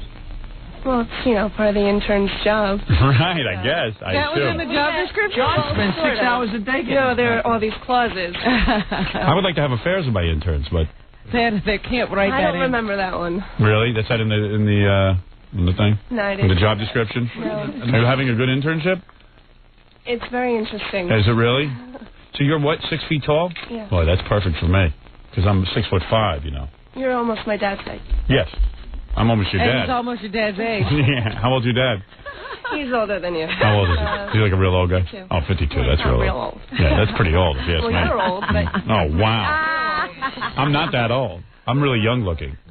Don't you think? Don't you think I look like a guy of like 29? You want me to answer that? Yeah. No. You don't? How old do you think I look? 40. Really? You think I look 40? That is such a lie. Howard, she's telling you what she thinks. Well, you look like you're 40. Well, thank you. Yeah, so there you go. 40 sometimes. Yeah, you look 40. You ask me You look a much question, older than don't tell me the 24. truth. Don't ask me the question if you don't want You to know, know the he's answer. been deluded by all these other 40-year-olds who tell him he looks 20. You think I should get a nose job? No. No. Oh, all right. That's all right. That was a good answer. Yeah, that question that's a good properly. answer. You learn fast. Yeah, right. Now, tell me about your lifestyle. You're pretty wild, everyone's telling me, and you have no problem talking about it? I don't think I'm that wild. Really? Why are they calling you wild? Yeah, why are you the wild intern? No. I'm the wild intern? Yeah, that's what I heard. The weird intern. No, you're not the weird intern. You're the wild intern. What did I heard this was okay to talk about. You posed on a magazine cover or something? It was called DDI. What's that? Domination Directory International. Oh, really? Like a bondage magazine? It's like for dominatrices. Are you a dominatrix? No. Oh. I'm just on the cover. Right. And yeah, you're really pretty. Thank you. Yeah, I think. If you don't mind me saying. Well, I don't mind, All right. actually. Did you get hit on by a lot of guys? No. Really? No kidding. I think it's because of the height thing. You got a boyfriend? No. Yeah? Boy, I'd be a boyfriend. If you don't mind me saying. With Jackie, though, really looks like he's got you taken. Yeah. I think you could be her man friend, Howard. I don't know. You don't look like a boy. Okay. And then what else are you into? Are you into chicks or something? I find women attractive. Oh. So do I. This is right up your alley. Really? So you've had... You've had a lesbian experience? I've had 2. Really? Super. Wow. You're a great intern. Where did she come from? Yeah, Mars. New Jersey, actually. Doesn't Mars need women? You came from New Jersey? Mm-hmm. Right. And your parents know about your, well, they probably do now. But you don't care, right? Well, actually, if I could make a personal announcement. Now get close to the microphone, yeah. Mom, Dad, if you're listening, I love you. And now is probably a really good time to turn off the radio. Yeah, right, yeah. Now might be the time. Now might be a really good time. Yeah, but you know, it's no big deal if you dig women. You wouldn't mind your daughters coming on and talking about their lesbian. I prefer it. To be quite honest with you. Sure he does. My biggest fear is these idiot guys are going to bring home to me that I'm going to have to sit and deal with. Idiot men out there. Yeah, you're not kidding. And all of a sudden they'll be and they'll make some dumb mistake and do some guy and they'll be talking about it to all their friends and all that crap and oh Jesus. And then all of a sudden I have to go meet somebody's parents. So what you're saying is you don't think your daughters are smart enough to make wise decisions about their friends. Right. Ah. Jesus, no one is. Everybody makes mistakes. True. Yeah. Like, like imagine you were the daughter of a famous guy. You, Robin Quivers, and you did that guy who did you in the butt. Remember, the word would have gotten out that you do it in the butt. You might not have wanted it out at that point in your life. Oh, man. That wasn't a mistake. So how did we find out about your lesbianism? You're pretty open about it or something? Well, I was talking to the other interns, and just one day we were talking about sexuality, and they were telling me some things, and I said, oh, yeah, well, and just came out. Really? Mm-hmm. Super. Wow. Why did I know that was going to come on? And you never modeled or anything? You're good looking. I've done some modeling. I'm not a model, but I've done modeling. Right. Well, that would make you a model, if you ask me. Well, if you What could would do make me a girls model and you're is not a a lesbian, contract. I guess you can model and not be a model. I'm sorry, what did you say? I said, what would make me a model is a contract. Oh, I see. You've never been paid to model. Well, I've been paid, but I don't have a contract. Right. So I model, but I'm not a model. Right. And so now, what age did you start experimenting with other women? Recently, in college? Well, yeah. You're still in college at 24? What happened I'm there? on my 3rd degree. Your 3rd degree? What degrees do you have so far? I have one in photography, Right. in commercial art, and now I'm going for radio and TV broadcasting with a minor in theater. Boy, you've got all useless degrees. It's amazing. You haven't gotten one degree that can get you a job. Degrees that you don't even need college for. I know. Like, I don't know one photographer that has a degree. Too bad you can't major in lesbianism. You'd get an A. Where are you going to school? Yeah. Go to Rutgers. Rutgers. They have a photography? No, a small 2-year school that I went to. I see. Oh, so what happened? You got out of high school and you went to a 2-year school? Mhm. Like, what was that school? That was Middlesex County. Middlesex County, and that's where you were a photography major? Mm-hmm. And then you finished with that and you realized you couldn't get a job in that, so you went and Well, went it to... was a double major. I see. And then you went to another college. This double major stuff is confusing. Yeah. Then you went to Double another... major of photography and commercial art. Yeah. Graduated there. Boy, parents waste more money on colleges and have no clue. And what do they think when they keep going to these graduations and the kid then says, I want to go to another school? At 24, at some point, you go, you know what? You've done enough school. Now go out and work. You know what I mean? Well, I graduate in May. Oh, you do? Yes. Oh, okay, good. Because then you have to go out and get a job. I know. Right. And at 24 years old, it's a little old to be in college still. True? Not that old. Yeah, some people do, I guess. Yeah, there are more Yeah, but they're people usually my working age. on a master's. Right, doctor. Yeah, right. This is nice. They're not usually photographers. No, but you know what I'm saying. no. You know, you got to get out there and experience it. You got to decide what you're going to do already. Yeah. Poor father's I probably mean, why did you paying a fortune. not do anything with the first degree? Right. Well, I tried photographing bands and doing portraits on my own, and I actually toured with some bands from the tri-state area, Uh-oh. and it was crazy. Yeah, I imagine. And the bands kept breaking up, and just all this stuff. It never worked out, and I'm like, all right, I can't do anything with this. Right. I'm like, I have to learn to do something else that I can. And then you majored in what? After the photography? Radio and TV broadcast. No, but what was before that? There was something in the middle there. Well, I was a double major. Oh, at pottery, right. No, wait a second. You had photography, then you went to... commercial art. Oh, commercial arts. You said, I can't do photography, I'll be a commercial Well, artist. I've designed logos, and I've I done see. you know, things in my field that I have these degrees in, but it's just not enough where I can make enough money to support myself. I can picture it. She got out of college. She had a photography degree. Yeah. She goes up to some bands. She goes, I'll hang around and take pictures of you guys. And they said, sure. And they're like, yeah, fine, you're hot. Yeah, of course you can. Even without a camera. And did you have sex with a lot of the bands? No, you didn't. You were strictly professional. So now, when you got into lesbianism, when did that happen? How old were you then? I was 21. Really? It's late to get started in lesbianism. Well, it just kind of happened. You were always thinking about it, but you never acted on it? I thought about it. Right. And just once, this girl that I was living with at the time, Yeah.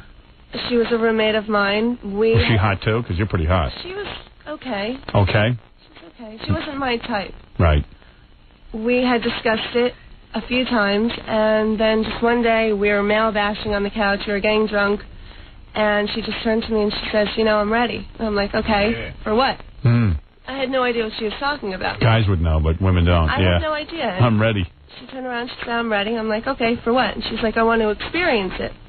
I said, experience what? She goes, I want to be with another woman. Can I say something to you? What? I'm ready. All right, I'm ready.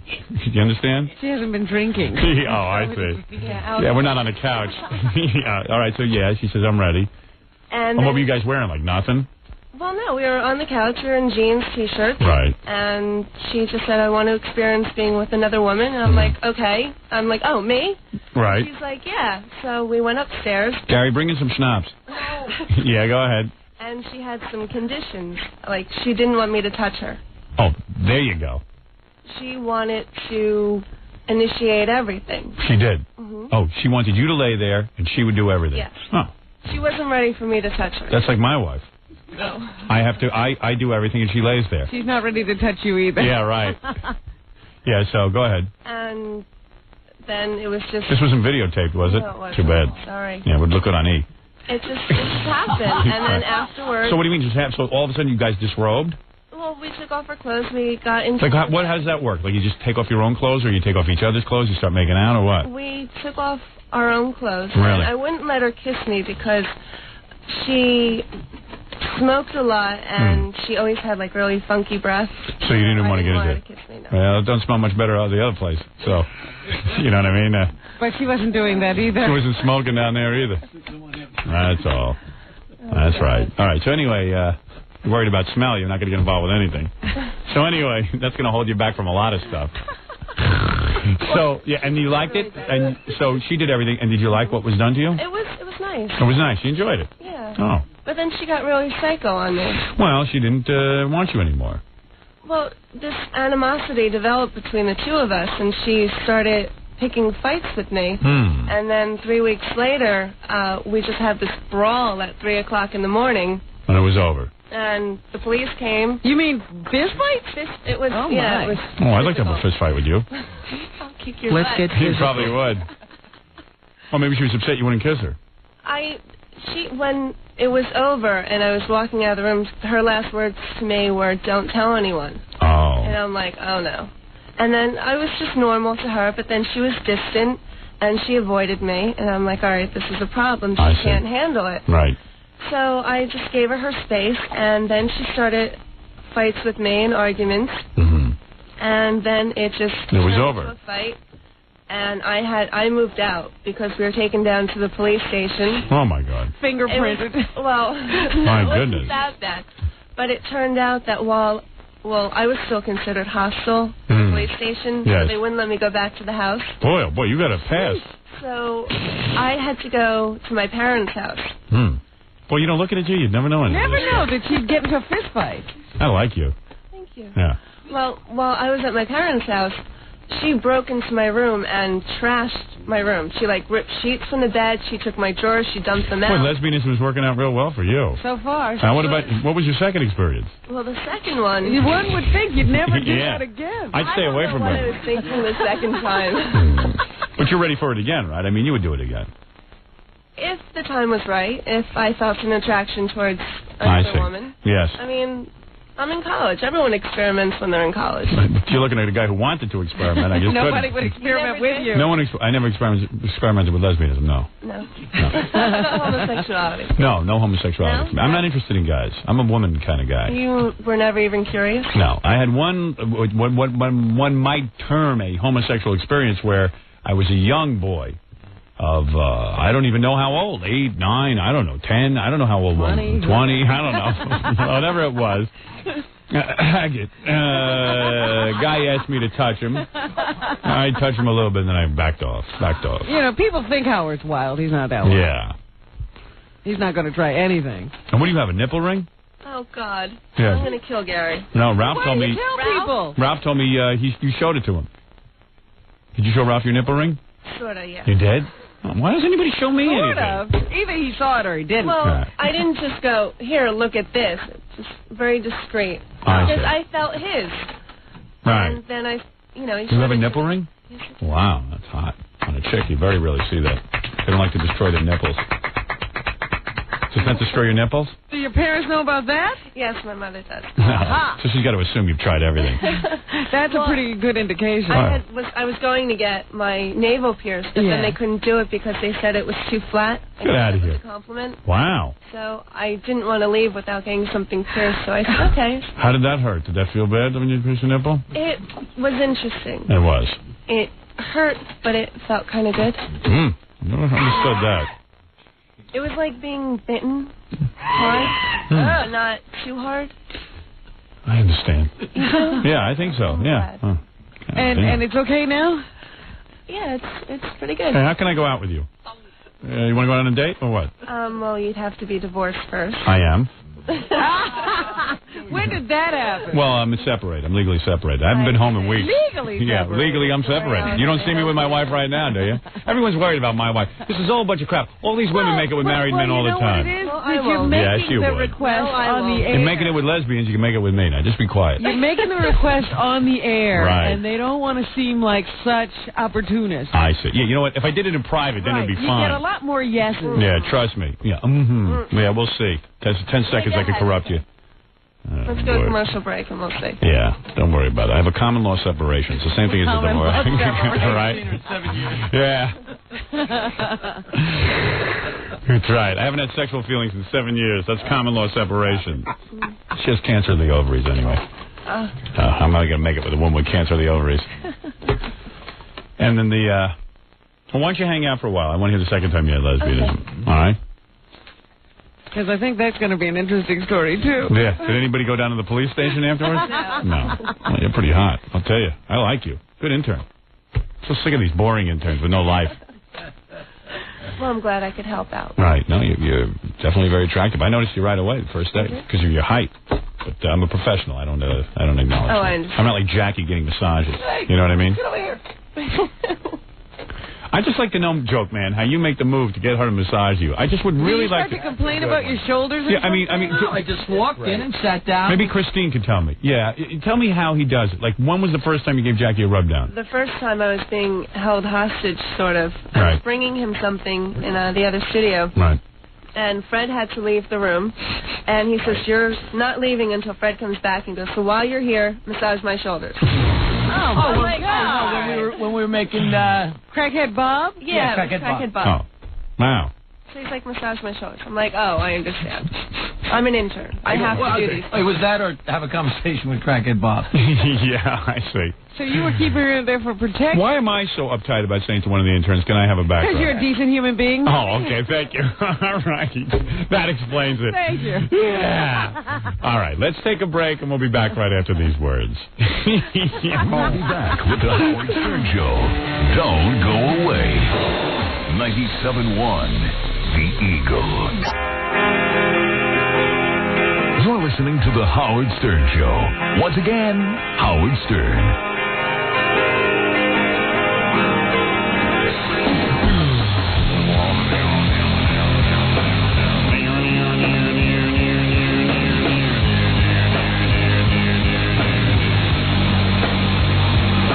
Your hell, in your hell, zombie, zombie, zombie. Yeah. That's a cool song. I still like that song. Makes me think of babes. Damn, I think about women all the time. Just sick of it.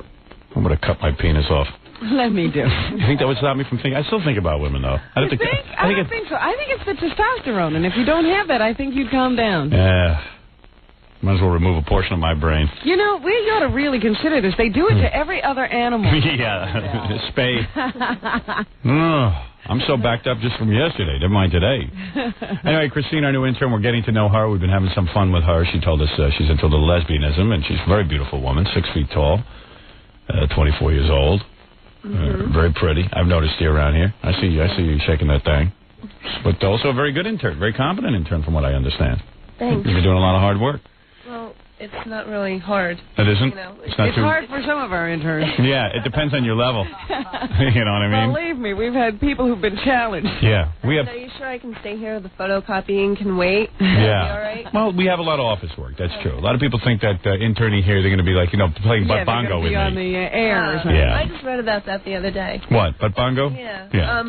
No offense, but I never really listened to the show before I started interning here. Well, you were busy in photography school. You were very well thought out. Yes. Well, you were busy with doing some important Following things. bands. Yeah, you were busy following rock bands. Yeah, we know. We saw what you were up to. Anyway, yes. Really. Yes. I keep doing articles, and I keep coming across stuff that I'm not aware of or Right. I never heard of, and I just found out about butt bongo the other day. Does that interest you? You ever been spanked? You like that? Yeah. Yeah, you like spanking. Yeah. I somehow I figured that. And what about the second time you had lesbianism? So after you had a bad bout with... Well, how old were you then? This was a couple months ago. Oh, really? Back in February. Oh, yeah? Was it a better experience? Much better. Yeah, you met a girl somewhere. Well, I knew this girl for a while. You don't have to identify her, but go ahead, Right, yeah. I knew her for a while. Right. And when I met her, I had a boyfriend at the time. Mm-hmm. And we started talking, and I found out about her sexuality. She was bisexual.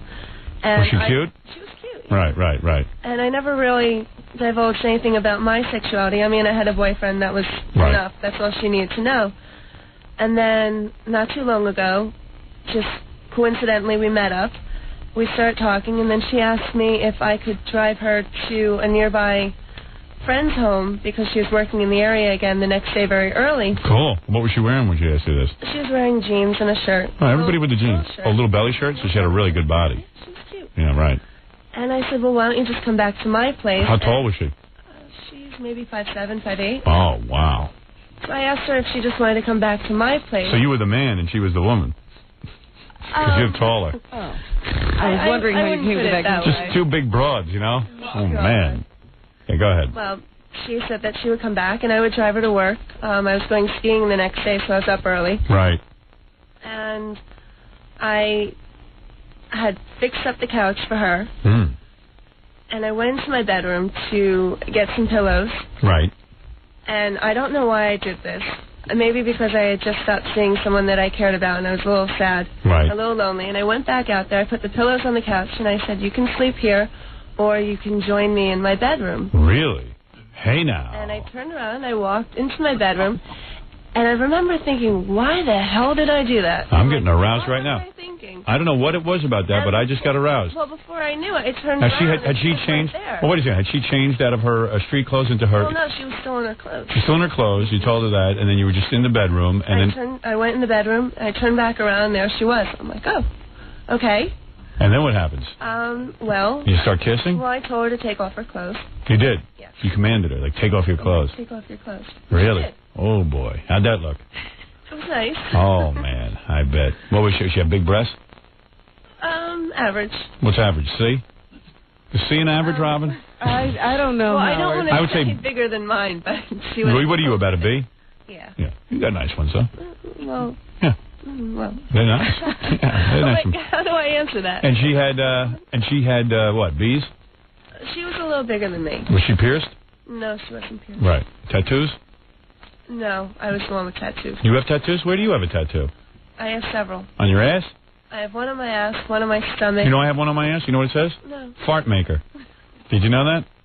I do now. No, Yeah. I have a I've never told anyone this. I have a big tattoo on one of my left side of my cheeks, and it just says fart maker, and there's a big arrow pointing to my Really? sphincter.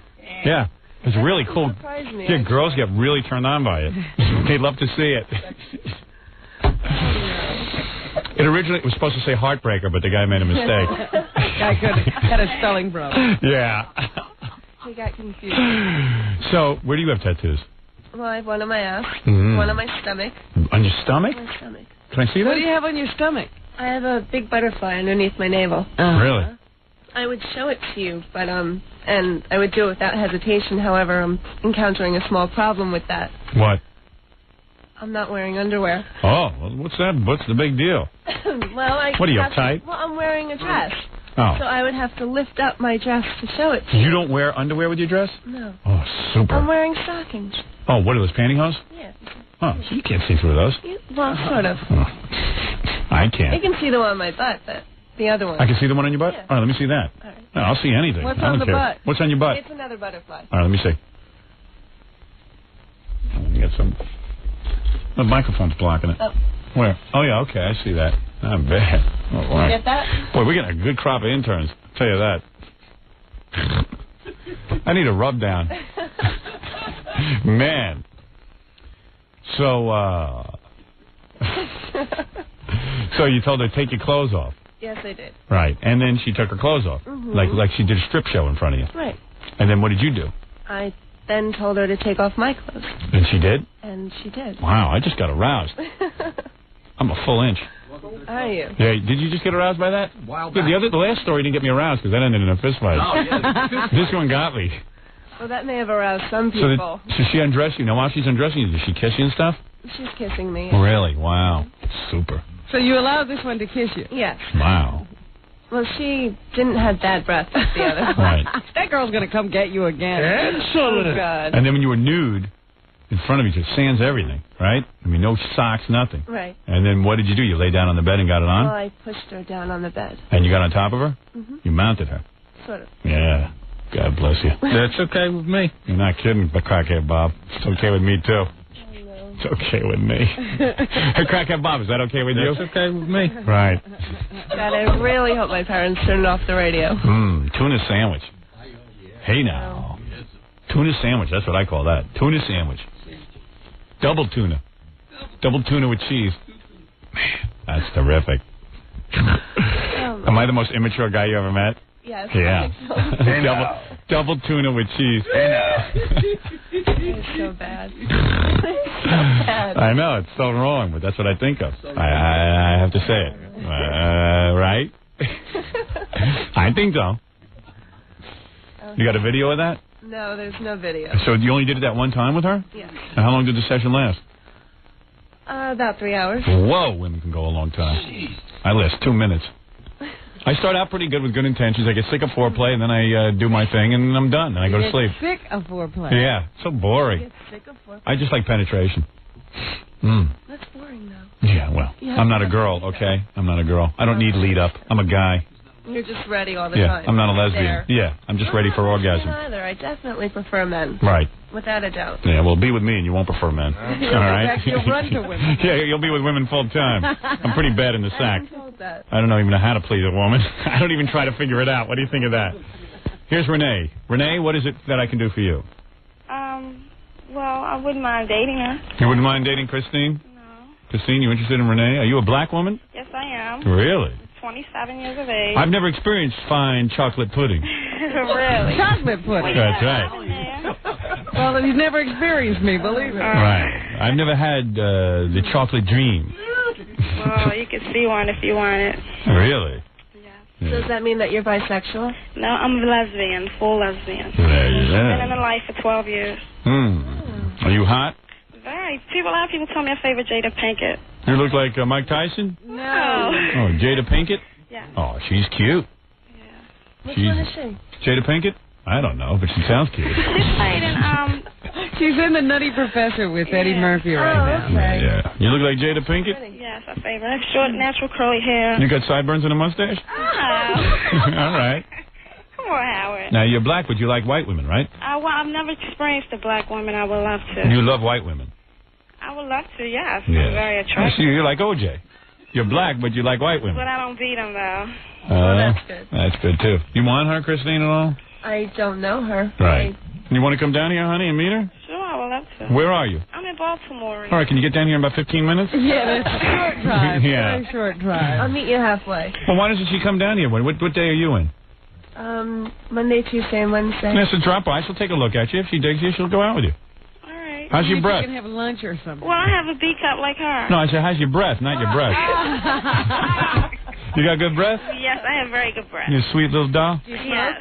Do you smoke? I smoke a little herb every now and then. Oh, herb is cool. That's all right. Yeah, that's all right. That's all right. I mean, I you know. prefer non-smokers. Right, me too, but the herb is one thing. That's it. Right.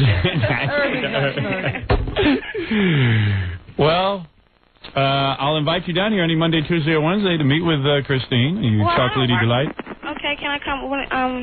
See, I'm not off until Monday. I'm off on Mondays and Tuesdays. All right, so next Monday. Next Monday. All right. Yeah, I'll put the Gary on and see if we can get that together. All right. Thanks for calling, Renee. All right. Yeah. All right, Renee. A little chocolate delight. Yes. Brown sugar. A little brown sugar. Yes. Interesting. Hold on, please. Okay. Very nice. Oh, my first call. Wow. I can get you Chinese, too, if you want. Oh, gosh. All right. Anyway, I want to thank Christine. That's one of our new interns. Yeah. Someone said, was Smelly James the one who convinced you to take topless photos? I didn't take topless photos. Oh, you didn't? It just kind of looked topless. Oh, all right. I still have my bra on. You did? Yes. Yeah, I'll have to see those pictures again.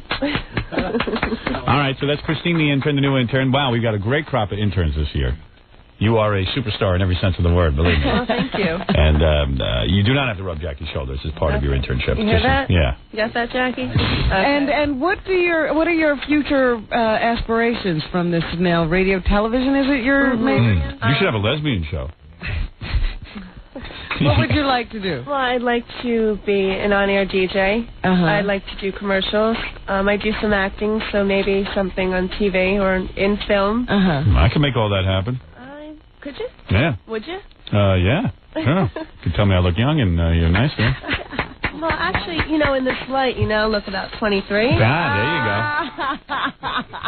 All right, now you're talking. All right, thanks, Christine. Christine does a great job for us, and she's been very open and candid. And quite frankly, if anything happens to you when you walk out of here, just come back running in and let us know. I will. The great Christine, everyone. I got to take a break. That's called Meet the Interns. That's our segment for this morning on Meet the Interns. And we'll take a break and be back right after these words. You're listening to The Howard Stern Show. Stay right there. 97.1 The Eagle. Let's return to The Howard Stern Show. All right, I'll return to that. Jackie the Jokeman Martling, 78 minutes of filthy jokes on CD or cassette on the hysterical Sergeant Pecker. That's $12 plus $4 shipping and handling. Call now, buy two, get one free. Call 1-800-323-KING. Thursday night, August 1st, Jackie will be hosting a big benefit at Rascals Comedy Club in West Orange, New Jersey. If you need more info, visit Jokeland on the web at JackieJokeman.com. A lot going on in the Jackie career. What? Could I just say we just added Steve Rizzo and John Mulrooney to the show tomorrow night. Wow. Mo says what? Wow. We want to sell it out. It's a benefit. Good for you. It's a selfish benefit because Jackie wants to do away with breast cancer so there'll be more breasts to feel. Well, that's a way of looking at it. That's right. You might as well. I'm doing it for all of us, guys. Look, if the women start dropping dead, who's Jackie going to harass? Right. You'll have to harass me and Fred. It'll always be you because there's no God. This is no God.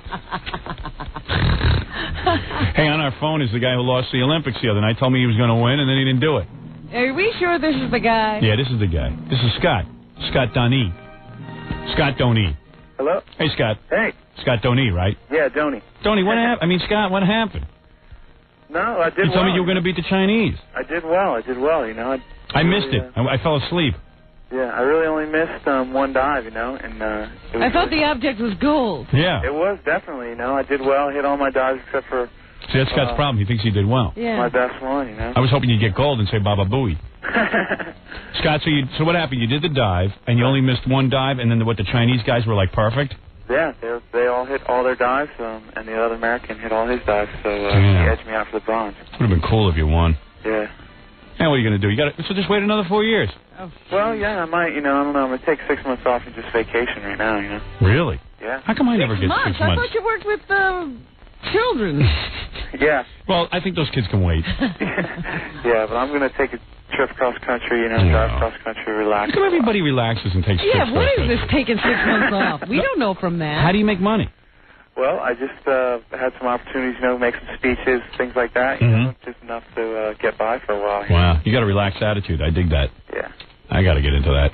Really? I'd like to take a trip cross country. Who are you going to bring you, bitch? Well, she'll meet me for a week. Yeah, cool. Oh, I see. She'll meet you for a week. She's got to work. Yeah. She doesn't have to relax. Yeah, I'm at the airport right now. I just dropped her off. Oh, no kidding. So you're done with the Olympics, huh? Well, no, I'll be here till the closing ceremony. I'm going to stay and enjoy it. Yeah, right. Yeah, he just took his girlfriend to the airport. Oh, I see. Yeah, now you'll really enjoy it. Can you pick up chicks there when your girlfriend leaves? I could if I wanted to. Right. But, yeah, you're into that whole monogamy thing. Yeah. Man. It works for me. Any chance you could just steal the gold medal off the Chinese guys? Well, I'm hoping they'll test positive for drugs. Well, that'd be great. That'd be really nice. Oh, man. Well, hey, look, you gave it your best. Yeah. I guess your best just didn't do. And you're okay. You're not feeling depressed or not anything. at all, man. I mean, I dove great. I did the best dive I've ever done for my last dive. Got mostly 9s on it, and had a chance to win the bronze if somebody else missed a little bit, but just missed it. Fourth in the Olympics ain't bad. What are you going to do now that you're you're done with the Olympics? You're going to go just keep working with kids, or are you going to? You're going to continue diving? I don't know. What I want to do is be a songwriter, but. Oh, forget that. It's going to be. You know what I mean? I mean, really, don't count on that. Why not? I don't know. It's just help me out with that? It's a tough business, man. Yeah. I mean, you can send me some of your stuff, but I don't know. It's kind of rough. You're better off diving in the Olympics. I'll be honest with you. It can't be any worse than what I'm doing. Yeah. Well, anyway, Scott, thanks for calling in. Sorry you didn't get the gold. Hey, that's all right, man. That's cool. Yeah. I like that your attitude is good, because the last time he was in the Olympics, he got into post-Olympic depression and wanted to kill himself and stuff. It sounded like the other diver had the same problem. Yeah. You know what's weird, though? Sounds like you've gone the complete opposite direction, Scott. It's like before you were ready to kill yourself for not winning the gold. Right. Now you're Now like... you could care. Now you're like, hey, man, I'm going cross country. Right on. Yeah, I got a plan this time. You know, last time I didn't have a plan at all. I was just going to keep diving. Right. And drive yourself crazy. I didn't want to dive, you know. And what did the other diver, what was his problem? He was depressed, too. Which guy is that? Mark Lindsay? Yeah. What's he depressed about? Well, he won the gold, and nobody knew who he was. Didn't get any endorsements at all. He didn't get anything. That is kind of sad. You spend like all your life planning. Doing this one thing. You get the gold, and then nobody wants to put you on a Wheaties box. Yeah. Sucks. So, yeah. I'm over it. Yeah, the Olympics is kind of bogus. You know, but they do rev you up. You see, like, Mary Lou Retton and her whole life changed. Everybody thinks that's going to happen to them. Yeah, it only happens to certain people. If you're a big, beefy weightlifter, it never happens for you. Right. You know what I mean? Yeah, but those guys do And all they right. don't They really can go in seem to know what to do with the Wrestling swimmers and the divers. You know what would have been cool when you wanted to kill yourself? If you, like, did a dive off a building. Well, that's what reporters would ask me. They'd be like, well, how would you kill yourself if you were going to do it? Yeah. And I'd be like, well, I'd probably go off a Golden Gate Bridge, you know? Yeah, So, real sensitive guy. yeah, real nice. Reporters. Do the triple Lindy off the Golden Gate Bridge. Unbelievable. All right, Scott. It's great talking to you. I wish you luck with everything. If you're ever in New York, stop by and say hi. Thanks a lot. All right, man. All right. That's Scott Donee. Yep. The Olympic diver. Thanks, man. Thanks. Bye. He was all messed up for a couple of years. He was, like, really screwed up. Loser. Oh. Yeah, his attitude is too lax. That's why he didn't win. He doesn't have that hunger. He went from the opposite of what he was. Yeah. But he seems like a cool guy.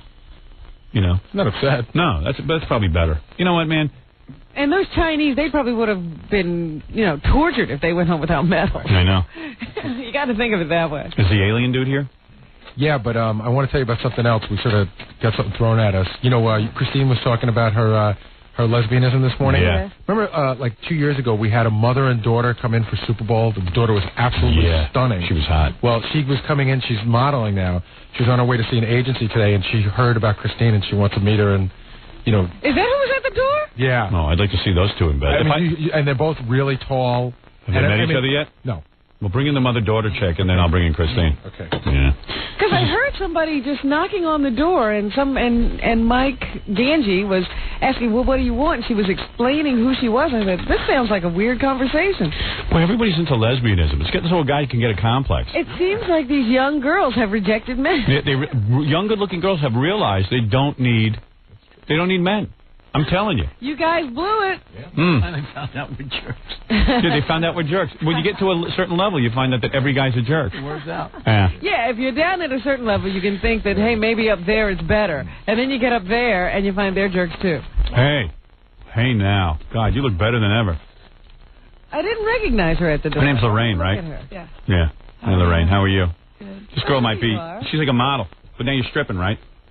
No, not really. I stopped doing that. Oh, you did? Why? I'm bartending in a strip club. Oh, you are? I met Tempest. She was there. Tempest. Yeah, I know her. I wanted to go out with you. I didn't know you were such a lesbian. I mean, you actually kind of like came running down here looking for a girlfriend. You heard? Well, no, I was on my way in listening. And you want to meet her? I heard that the girl from Baltimore, you're like, come in. I was like, maybe I'll just stop there and I have like a half hour. You into guys still at all? Yeah. Really? So would you say you're bi? Yeah, I've been with a couple girls. Really? Oh, you're getting corrupted. Does your mother know? Yeah. I don't think her mother doesn't care. Her mother's bi. My mother had a baby. Oh, She you're did? kidding? 4th of July, baby girl. You're kidding me. Half sister. Boy, your mother's really screwy. That's amazing. Never can tell what mom's going to do. Man, you're looking hotter than ever. Thank you. Is the new baby a lesbian yet, or you can't tell? No. No? Not yet. Yeah, well, your mother makes good-looking kids, I'll tell you that. Jesus Christ, you're looking hot. I'd love to go out with you. My brother's here, too. He's like 6'4". Well, that kid? Means him. All right, you want to meet Christine, see if there's a love match? I bet you these two are going to fall in love. Hey, well, you wanted to bring young people together. So what happened? Smoker, too. So What? She doesn't like smokers. Oh, you smoke? I think she'll overlook it. Yeah, I was asking everybody for a piece of gum. I think she'll overlook it, though, you know what I mean? You're that good-looking. Believe me. You're a definite 20 on the boner scale. You know what I mean? I already have one. Do you guys have it? Sure. Yeah. Hey, you're looking way too good. How am I looking, all right? Very good. Huh? All of you look really good. Yeah, sure. Yes, you're not even looking at her. Christine, this is Lorraine. Now, Christine, are you attracted to Lorraine? She's very beautiful, yes. And Lorraine, are you attracted to Christine? That's very pretty. You wanted to stand up and show you her body and everything? Yeah. All right. You mind standing up so she can see your body? Show her the tattoo on your ass. Get her a little excited. Look. Hey now. Actually, I want to see one on the stomach. You do? So do I. Maybe later. Yeah, all right. So you attracted to one another? Yeah, she's very pretty. Very nice body. Very pretty. Is that all it takes? I mean, you guys going to hit the sack now? Personality counts for something. Really? You guys want to kiss each other or something? I mean, how do you get this thing going? How do I get the ball rolling? They're not here for you, Howard. Gary, we should go out on the street and just ask guys for like $500 to come up and just look at the two of them. I was ready to waive this week's salary to watch Really? the kiss. I need a hotel room for the two girls so I can go watch this. So why don't you guys go out on a date and we'll videotape it for E or something? I would do that. Yeah, okay. You'd be willing to do that? Mm-hmm. Yeah. Oh, cool. I would do that. I know this sounds really weird, but they look good together. Yeah. You guys look like They a make married. a nice couple. Could you Is two that what stand you're up next to saying? each other and I can see how you look together? Let me see. I think Lorraine's a little peasant outfit. Yeah, wow. What do you hate? You do? What do you got on underneath that? Just under the G-string. G-strings? Can we see that? Really quick. All right, let me see. Jesus Christ, I got to go out with you. What are you doing with lesbians? You need a man. Did you know that after a while that's not satisfying? You need something to finish you off? Well, after a while, they might come back out. Which one do you think's going to strap one on? Like men, I've only done I would do that. I haven't done that yet, but I would. What have you done? What, strap one on? I would like to do You would like to strap one on? So when did you get into women? I've always been, like, interested, but... Did we ever know that? Last year. Past year, ever since you been hanging around with us, you realized what jerks guys are. Got completely turned off. Yeah, right. Well, you two make a real cute couple. You guys want to give each other a hug or something? Okay. All right, okay, let's see.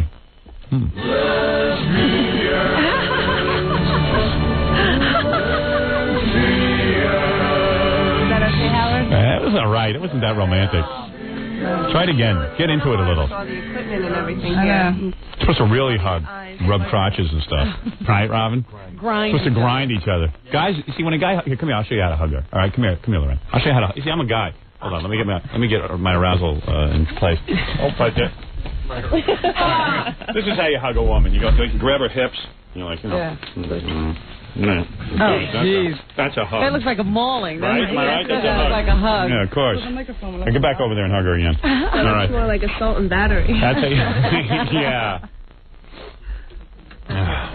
Would you like a real hug? Yeah, a real hug. Yeah, get a real hug. I mean, if you guys are going to really go out together, you've got to get to know one another. Ready? Go ahead, here's a hug. Yeah, right. That's good. That's good. Yeah, there you go. That's a lesbian hug. Jesus Christ. All right, the two of you are perfect for one another. Hey, Lorraine, your mom's on the phone. Oh, no. Yeah, hi. Hi. How you doing? Pretty good, Howard. How you doing? You had a baby? Yeah. Aren't you a little old? No. I feel like I'm 20, 25. Yeah. You want in on this lesbian relationship? Yeah, I'm kind of surprised by this. Actually, you didn't know. Oh, you didn't know your daughter was a lesbian? She claims. I don't believe it. Well, if she's running down to the radio station to meet chicks, I'd say she's pretty motivated, to be honest with you. Yeah, well, I really wanted to call and say hi to you, mainly, and... How'd you girls feel when you hugged? I could see Christine. You're almost in love now, aren't you? Maybe. Yeah. She's a very nice body. You like it?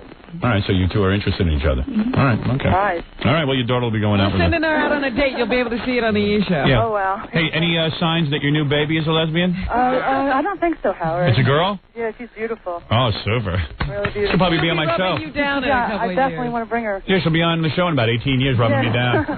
That's perfect. Yeah, no problem. Good, a new crop of girls to come down here. All right, thank you, Lorraine. Hi, Mom. I mean, Lorraine's mom. All right, bye, Howard. Stupid, you moron. I don't know what's going on over there. I had to hang up. Yeah. No, my mother's boyfriend's like A fanatic? in love with you. Oh, really? Yeah. It's always guys who are in love with me. Yeah. That's But my he'd like to come and hug you the way they do. Yeah. Maybe your mom's boyfriend could come down here and have some lesbianism with me. Well, you two make a lovely, stunning couple, I must say. Thank you, Howard. Beautiful lesbian couple. And congratulations. We're going to send him on a date. When's the date, Gary? Can it be like in about 10 minutes? I don't know. I mean, soon, very soon. Very soon. All right. So this is exciting. And you're not stripping anymore? No, I'm working in a strip club, though. Right. As a bartender. Juice bar, Jersey. Gallery restaurant. Really? Bartender, too. Yeah. Mm-hmm. I was dancing, but I stopped. Right. You two have a lot to talk about then. You didn't want to dance anymore? No, not really. I mean, it's better money, but... Yeah. It wasn't worth it. No. Yeah, I see. And Christine can't take her eyes off you. She can't wait to devour you.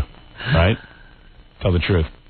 You're really turned on, aren't you? I'm not answering that question. Let's get physical. Well, now that you're both bartenders, you can make each other drinks. That way you make love to one another. Yeah, what drinks do you Who make? makes the better drink? Sex on the beach. Sex on the beach you make? What is that? Fuzzy navel. Fuzzy navel? Yeah? They're my favorite. Yeah. What is your favorite drink to make? Lynchburg lemonade. Oh, boy, I don't know any of What in the hell? I'm in my trailer drinking beer. Yeah, right. What do I know? Lynchburg lemonade. Right. You know what I like? Sand in the vagina. You ever had that? You ever drink one of those? No? Delicious. A little gritty. And doesn't smell good. All right, anyway, girls, congratulations on this lesbian link-up. It comes as a shock and surprise. I got to take a break, though. Listen, I got to pay the bills around here. And we'll come back. Is the alien guy here?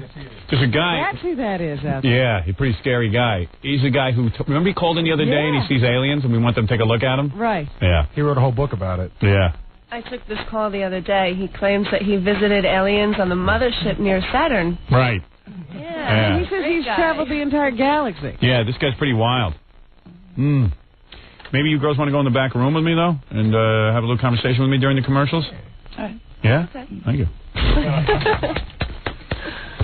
Boy, I would love to see you two naked doing stuff to each other. Man, and that's what I'm sitting here envisioning. That's what I really am thinking about. She's a smoker. Do you care? Yeah. You do care? Well, Please. it does matter. Oh, that's all right. Believe me, you could overlook it. Police. Yeah. She could stop smoking. I'll drink a pint of mouthwash right now. Right before she does you. Yeah, right. Oh, what do you say? Jackie, do it after. Yeah, do it after. You guys going to do everything to each other? Are you guys going to play games, or are you just going to get in a sack? They're going to be girls, Howard. What happens? Girls have to like check each other out and stuff. Yeah. Now, what if you don't like each other? How are you going to tell each other? I have a feeling that won't happen. Yeah, I do too. Gary, get them a vibrator. I just can't believe this stunningly beautiful woman here wants to strap one on. Right. Oh, please. I'd like to strap one on with her. Let me tell you something, honey. You wouldn't know what hit you in the head because I'd knock you out first. Give you knockout drops. That wouldn't be too painful. All right. Listen, thank you, girls, for coming by. And good luck on your date. Thank you. You guys want to hug one last time? Or Sure. All right, go ahead. Yeah, I need that. I need to see it. What can I tell you? I'm a guy. Why don't you do your first kiss? Go ahead. Don't be uptight. Look at how good they look together. God, you guys were made for each other. Look at that. Go ahead. You know you want to kiss each other. Go ahead. Look at that. Very good. Thank you very much. That was good. All right. Any other fags in the lobby? We could get them all in here. I'm getting angry now. All right. Let's drawing the girls like flies. Yeah, really. Girls, congratulations, and bye-bye. Right, we'll be back after this. We'll return to the Howard Stern Show after these messages. 97.1, The Eagle. This is the Howard Stern Show. Is it hot in your room? Down,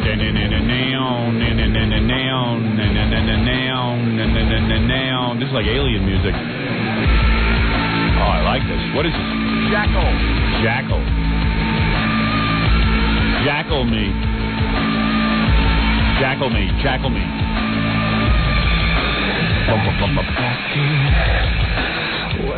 Yeah. Cool. Very nice. Jackling, if you will.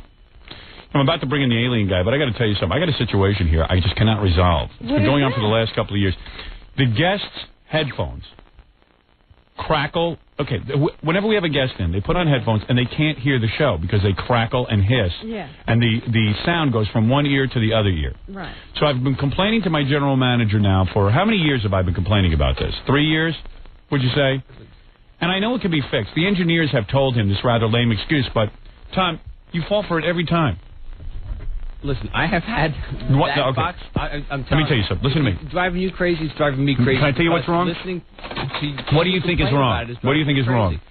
I think that there may be a number of things. I think it may be the way we run the board. Wrong. In fact, Go ahead, next. that the box. Wrong. Go ahead. The headphones. Wrong. Then what is Okay, it? so first of all, you got to use your powers of deduction. Because I've already figured out the problem. I've known the problem for 3 years, but now I'm going to spell it out. Howard? I've told him a million times. He doesn't listen. Wait, what? Listen to me. Yeah. This is crazy. Yeah. It can be fixed in 2 seconds. Okay. All right, I'm going to explain it to you. All right. And don't use the nose job. Thank you. Here is the problem. Tom doesn't want you to be as handsome as him. Right, yeah, God forbid I should look nice. God forbid I should have an easy life. I tell you what, if you get a nose job, I'll get an extension. All right, very good. Okay. All right. On what? Then you can go around with a nose like mine. All right, listen to me. Because I want to get the alien guy in here. He's much more interesting than this discussion. Okay. The engineering department, our crack engineering department, keeps saying Howard rides his levels so loud that it's causing the guests' headphones to crackle and hiss. Wrong. Now, why would that not affect Jackie and Fred's headphones? Exactly. Why wouldn't it affect my headphones? Right. Okay. So what it means is that it is somehow connected to the... It's not the type of headphones we give the guests, because I wear these kind of headphones. We all wear the same headphones. So we know. So now we just, through our powers of deduction, we figured out a couple of things. A, it can't be the way I'm running the equipment, because our headphones work fine. B, it can't be the type of headphones, because we all wear the same headphones and we have no problem. So what could the answer be? Well, let me tell you about headphones. I know a little bit about them, not a lot. I'm not a headphone manufacturer, but I know something about them, having worked in the industry. Yes. When headphones get pulled and tugged because the wires are laying on the floor all day and people are tripping over them, the wires get pulled, and what happens is the headphones begin to go in and out. So there's a short circuit. There's a short circuit. Now, the way to solve the problem, now I've said this a couple of hundred times on the air, and I have it well documented, is to drill a hole through this wood here.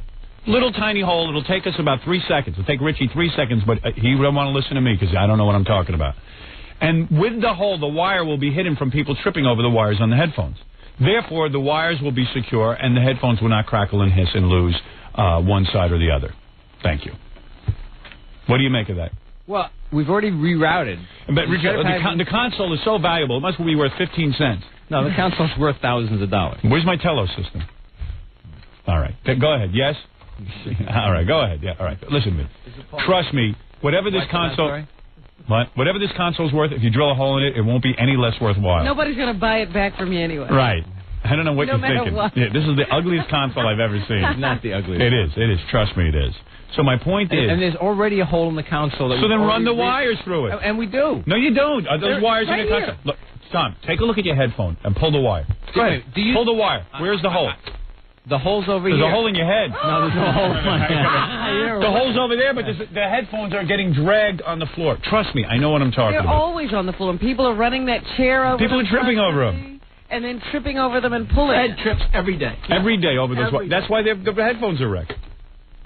I'm just giving you the answer. Okay. If you want to act on it, you see, you're still fighting me on it. Through my powers of deduction, I have figured out exactly what's wrong. Powerful powers of deduction. Right. Listen, you're intelligent. I'm the Kojak of radio. You are. I am. So listen, let's see if I'm right.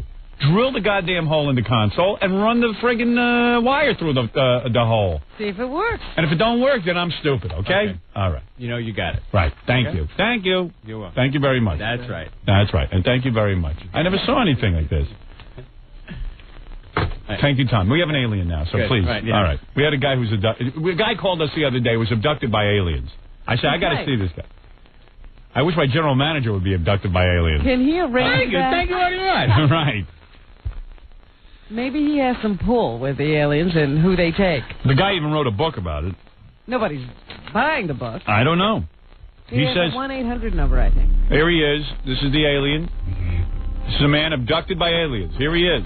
There you are. I spoke to you on the phone the other day. How are you, sir? I'm fine. How are you? I should mention that this gentleman's name is Riley. Take a seat, Riley. Does he have a problem walking? Riley, you have a problem walking? I got a gimp leg. You do? Kind of. Yeah. Really? Did the aliens give it to him? Now, who's the gentleman with you, Riley? This is my... How do you do, sir? Good friend, PR man, publisher, and brother, Curtis Cooperman. Hi, Robbie. Good morning. How are you? I'm just fine. You are absolutely You are absolutely beautiful. Well, it seems like Riley is attracted to Robin. I can see you're smitten. Right. This is my intentions. Right. Is to attempt to save the planet. But my ulterior motive is to get girls also. Right. People probably accuse you of being crazy, but you're not that crazy, right? Not that crazy. That's right. Well, Robin is a tough one to get, but certainly... You know, I can't believe it. He sees the planet is in danger, and he still has time for girls. Yeah. Isn't that amazing? The planet's about to blow up, but everyone wants girls. Yeah, well, what's a planet without girls? Do you have trouble getting women? No, strangely. Really? Mm-hmm. I have no, strangely is true. Yeah, right. I have no problem. Really? Getting girls. You date mostly black women? You are a black man yourself, I know that. I like women, period, Howard. Right. You have women's periods you like? Oh, stop it. I'm just kidding, of course. No, periodically. Right. Well, I'll tell you something. You have a better chance of mating with aliens than you do Robin. She is tough, man. That's a tough cookie. I did not. I was using. I was alluding to her beauty. Right. Not necessarily that I was going to go out of my way. Right. To get her, because I don't think that she would come to the Badlands of Oklahoma. Right. To hang out with me and my horse. Well, I'm saying I think that perhaps what you were looking for... Even if you moved to New York, though. Right. You wouldn't do that. That's what Howard's saying. I should hope that before. I understand you got angry outside there. You were sort of browbeating the cameraman out there. Oh, well, not really. You called him an idiot and a jerk. What happened out there? No, were you annoyed with us? Like this, man. Go ahead. Yeah, I don't like sitting out in anterooms waiting. Right. To be interviewed and things of this nature. I understand. I thought we had a date. Yes. Therefore, hold your end of the bargain. I shall mind. Were we late? Were we late a little bit? You were late. I believe 8:30 was the time, no? Well, what time is it now? Right now it is 9. Well, I mean, okay, come on. We had commercials Okay, and stuff. okay, there's a window there. Yeah, I'll give you that. All right, yeah, it's not an exact science. You understand that. Now. Janji, were you getting yelled at a lot? Was there a problem out there? Yeah, every question I was asking him, he's like real abusive when he tries he when was he answers interviewing you. Right. Well, no wonder. Ganji was interviewing Well, I did not come to be... interviewed by Ganji. Not necessarily Ganji. I love Ganji. Right. Now he loves me in here. Yeah, right. He's like abusive to me. I did not come. Right. I did not come. I came to see you, Howard. Exactly. Okay. Well, I apologize. I thought a pre-interview would be nice, and on the E! Show sometime. Hey, man, I appreciate it. In fact... by the way, I abuse Ganji, too, so don't feel bad. Right. In fact... you're one of the very few men in this stinking business. Thank you. That I actually admire. Oh, really? Because you have what we call in the West true grit. Wow. In the sense that you have,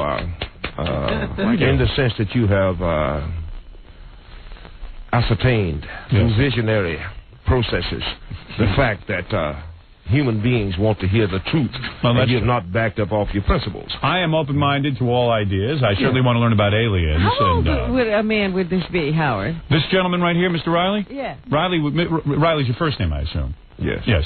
I would say Riley, you only go by the name Riley, is that correct? I'm Riley Martin. Riley Martin. Mm-hmm. Riley Martian or Martin? Well, it's spelled M-A-R-T-I-N. Interesting. Interpret it as you shall. Right. Now, this Indian headband, was that made by Indians or by aliens? It was made by Indians. It was. Do you have any alien paraphernalia on you right now that the aliens have given to you? Now, I have hard data. Okay. Within my neurological syntaxes. All right. Now, I'm glad you said their origins. Right. Now, you were 1953 was your first abduction. Is that correct? That is correct. I asked how old he is. Oh, how old is this gentleman? I'm 50. I would guess 50, around 50-ish. You would guess that? Yeah, I would say after 50. he says it. Well, yes. I would say about 50. I have your symbol. Right. Oh, my symbol. I have your symbol. What is my symbol? What is that? Put it here, man. Let me see that. See that. Oh, that is my symbol, that alien symbol or something? Why didn't you put it back in the plastic? Can't you do anything? You have people you beat up on, too, huh? See that way? Oh, I see. This is a symbol, and that is your assistant. Now, you are the assistant of Riley. Grab this microphone. I'm curious that Riley has an assistant. You are his assistant? Hello, I'm the fellow who published Riley's book, his manuscript. Interesting. And I'll give out that number in a few minutes. But and you put up money for Riley's story? Yes. Yeah, I had to. Yeah, he went in hard to publish the book. Right. He is my brother. Right. And good friend, Curtis Cooperman. Right. Whom I love, you know. And most of the time, though, I cannot stand him. I was going to say, really? You don't seem to get along with him. Now, why do you say you can't stand him? He's your brother. I cannot stand anyone. Ah. Oh, well, then join the club. Yeah, right. You two are not a couple or anything. You're not in love with each other. You're strictly with women, am I correct? Strictly, man. Strictly. However, yes. don't get me wrong. Right. What? You would be with a man. No. Oh. But don't get me wrong. I have nothing against any race, creed, color, religion, sexual persuasion, or anything of this nature. Oh, that's awfully liberal of you. Yeah. I mean, liberal my ass, man. I'm talking about I need good spirits. Right. Now, let's talk about your abduction. 1953 was the first abduction. How old were you then? Yes, 7. You were 7 years old, and you were in your parents' house, I assume. I saw lights above the river. Right. 3 nights running. I would wake up in the wee hours of the morning. On the third night, strangely, my brothers who slept in the same room with me, I could not awaken them. Right. I went out, me and my dog, to investigate these lights. Yes. As we came to a clearing near the river, I saw the ship. The mothership? No. Oh. Saucer.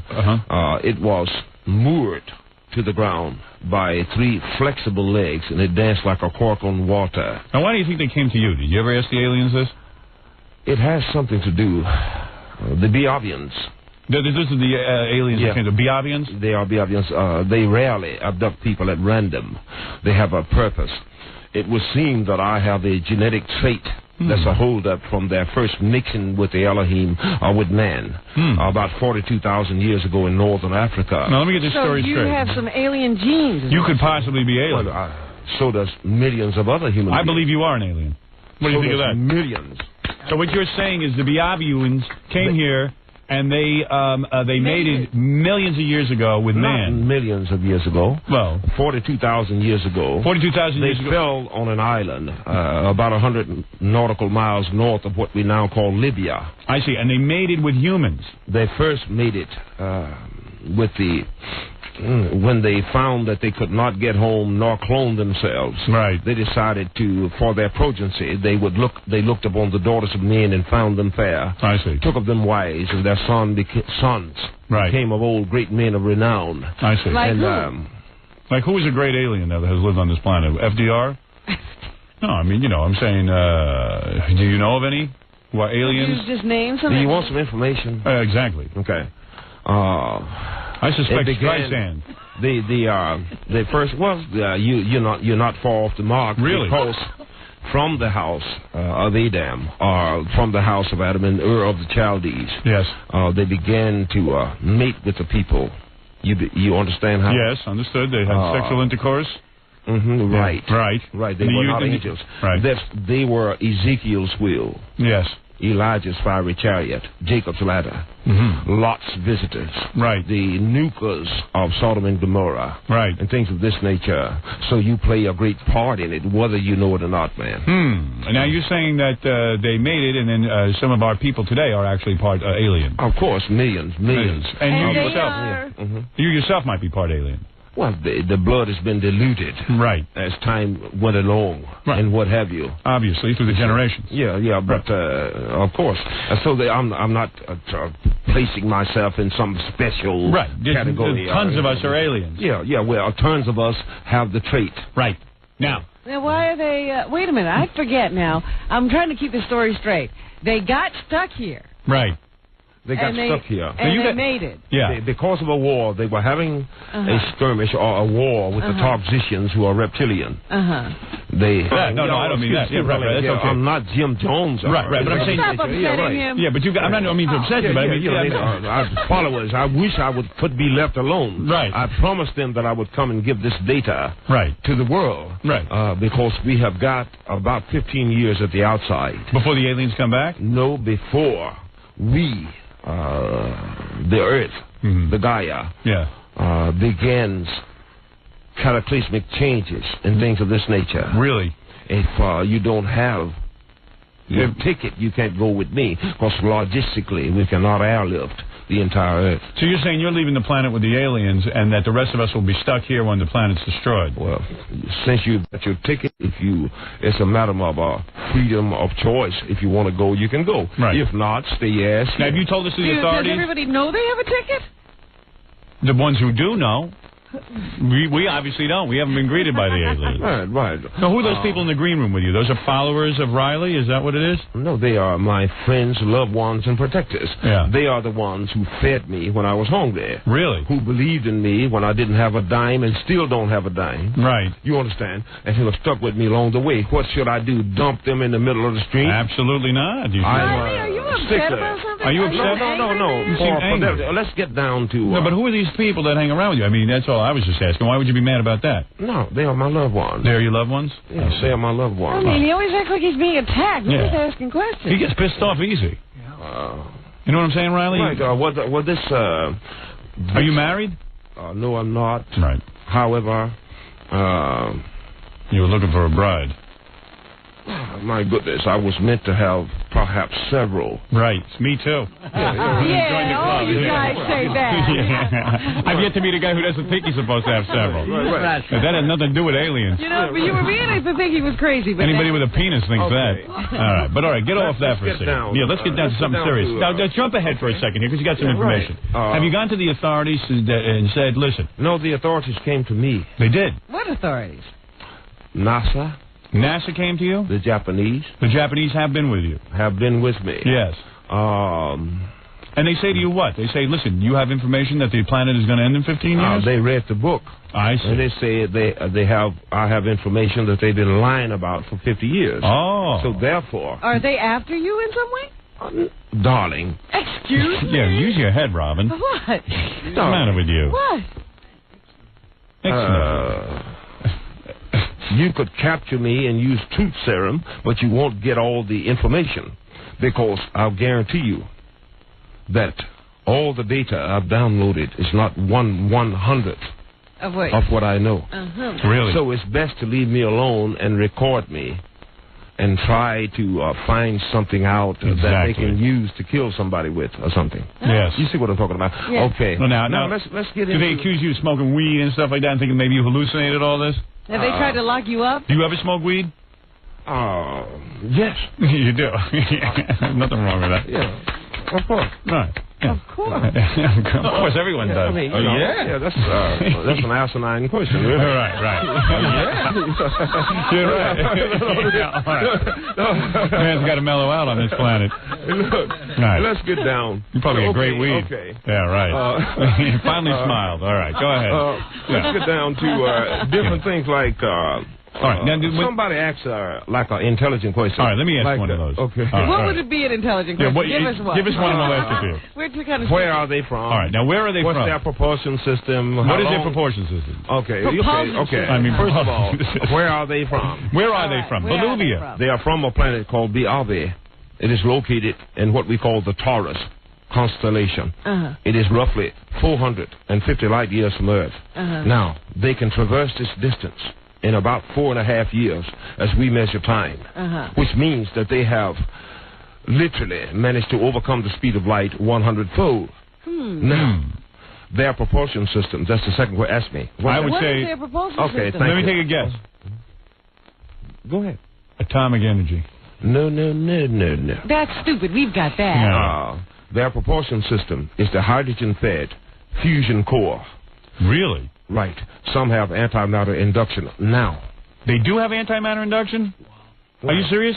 Yes, definitely. Because that supposedly that's something that can never be... Okay, listen to me. All right, go ahead. Listen to me. I'm listening.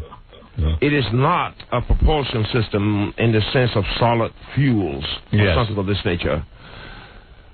However, it generates the gigawatts of electromagnetic current that creates a magnetic bubble around the ship, which enables them to, by manipulating the electromagnetic poles, to move back and forth through space and time. How do you know all this? They tell you this stuff? My goodness, man. I wouldn't be here. You've been on the ship, but that doesn't mean they would tell you everything. They told me. You've been to Bolivia? I mean, Biuvia? Biavia? Have you been there? No.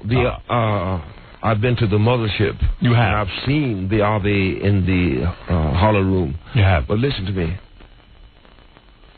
Go ahead.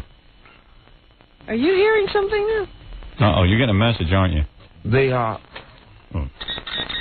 You stop that. Please. Please.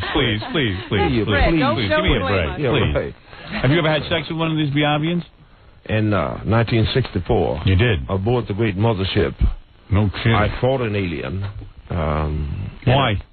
Well, because at the time, I was a bare-knuckle fighter on Earth. I fought an alien and overcame him. And I requested a liaison with some of the alien women. Are they hot? Now, Are they cute? they were hybrids, like mixed human-alien women. So they have big hands and Yeah, they stuff. were fine. Right. But let me state clearly and unequivocally Go ahead. that though I have sat on the forward deck of an X-6 and warped through the hyperspace windows and came barrel rolling out into the brilliance of some primordial yesterday, I have not found anything in the cosmos that moves me like Earth women. Interesting. There you go. Yeah, Robin, now you're going to hop on the set. Yeah, that was good. That was very good. Yeah, right. So you weren't that into this alien that much? No. Shouldn't move that much? Is that they didn't really love me. Right. They don't know how. Right. But all right, so you had the sex, and did you mate and have a child with the alien?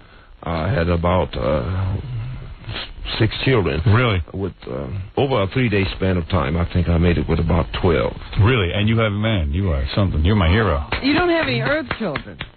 Yes, I have 3. A few of those running around, too. I have 3 Earth children. Yeah. Would you like... No. Would you like an Earth child? Right. Okay. It would be an honor to be with Riley because he has been with the aliens. So, I mean, you've got to feel like a special person that you've been with aliens and you've been among them. Look, man. Right. Let me tell you something. You've been chosen in a way. Let me tell you something. Go ahead, my friend. The truth. Yes. It's beautiful, wondrous, magnificent, illustrious. It is also horrible. Interesting. Because it's a curse because no one believes you. The truth is horrible. Right. And what is the actual truth? That we will die as a people because the Beludians will take us over? The Biabians, you have nothing to fear. Right. From the sky. You cannot be allowed to go around overtaking the weaker simply because you are stronger. Right. Oh, they have like a they prime have directive rules, or something. right? Oh, they have like a prime else directive. the universe will Right. deteriorate down into chaos. Yes, they know they're brighter people than we are. It is the conglomerate, the controllers of the planet, who are poisoning the planet. They believe that we will shortly reach what they call terminal saturation and poisons. That is, depletion of the rainforest, acid rains, depletion of the ozones, poisoning of the water table, the advancement of viral infections. Have they asked you to warn us? Have they asked you to be the emissary? Course. They have. Of course. Interesting. I How agree. come they don't tell a lot of them? Do you understand why this is such a curse? Wait a minute. Why don't they just come and appear and tell all of us? Tell a lot of people. Why don't they just land in New York City and tell all of us? It's like this. You cannot go around interfering in the continuum.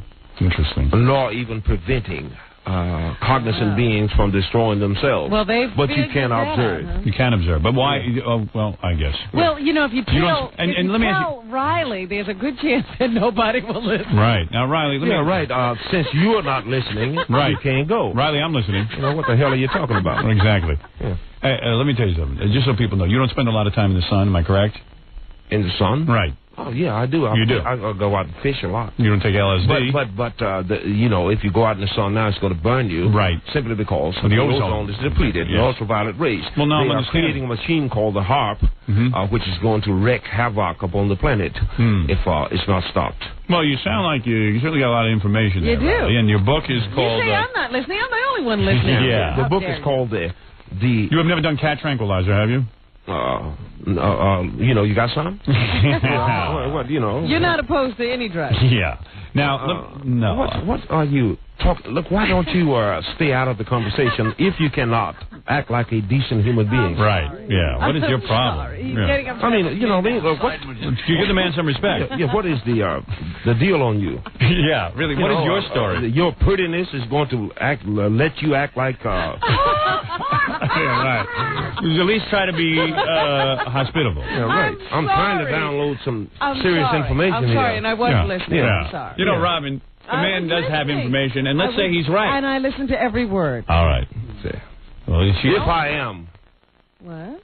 If I am a maniac, then I'm a magnificent maniac. I didn't call you a maniac. If I am telling the truth, then the planet is at ransom. At least while we have this opportunity, while I'm in this chicken town, let me at least download some pertinent information to you without your butting in with these asinine, remarks. You know something? You're right. It's true. Supposing you are telling the truth, right? Some people are going to be skeptics. Okay, the planet is not dying. So what's she going to be over there? Everybody's going to live happily ever after. Right. You're going to be there with nonsense. How can we get to anything? For God's sakes, you're right. I mean, I love her. I love her. She's a nice woman. I'm trying to apologize. Right. You won't listen to me. Well, I don't think she believed. How dare you, Howard? Yeah, the book is called The Coming of 10. Talk about that. Now, how does someone get your book? Because I'm running out of time. The book is called The Coming of 10. The Coming of 10. Why 10? 10. His name is Okwa Tenjinwan. That is your contact? That's right. That's your man. That's the dude. The dude. Okay. Is that the main dude? Does he run the planet? He is the one who has visited me every 11 years since I was 7 years of age, and because he's been inoculated against infections and things of this nature, he is my my basic contact. Yes. You get the book by calling. See, I'm even going to write down the number. Area code 609-397-8446. And that will give you all the information. That's a lot more information than you can actually cover here. Yeah, right. And if the book does not live up to your expectations, you get your money back. Right. Now, how do you support yourself? Have you ever worked, or do you just have friends who take care of you? I've done everything from carpentry to construction to blues singing to... You're a blues singer? Bare knuckle fighting. Yeah, I sing. Let me hear a little. In fact, I've got a tape. Is that available at the same phone number? No, I've got a tape. I'll give you a tape. Really? Right. Okay, well, it sounds good. We have of the original unreleased album. But that's true. I mean, that's a whole nother. That's something else. Something else. That's something else. Right. Look, Howard. Yes. Summation, please. Yeah, go ahead. Yeah, if you can get away after this broadcast and talk to you personally a minute or two. I wish I could, but off the air. Robin will let me. Right. You stand immutable and things of this nature. When I have information for you, and the world needs you.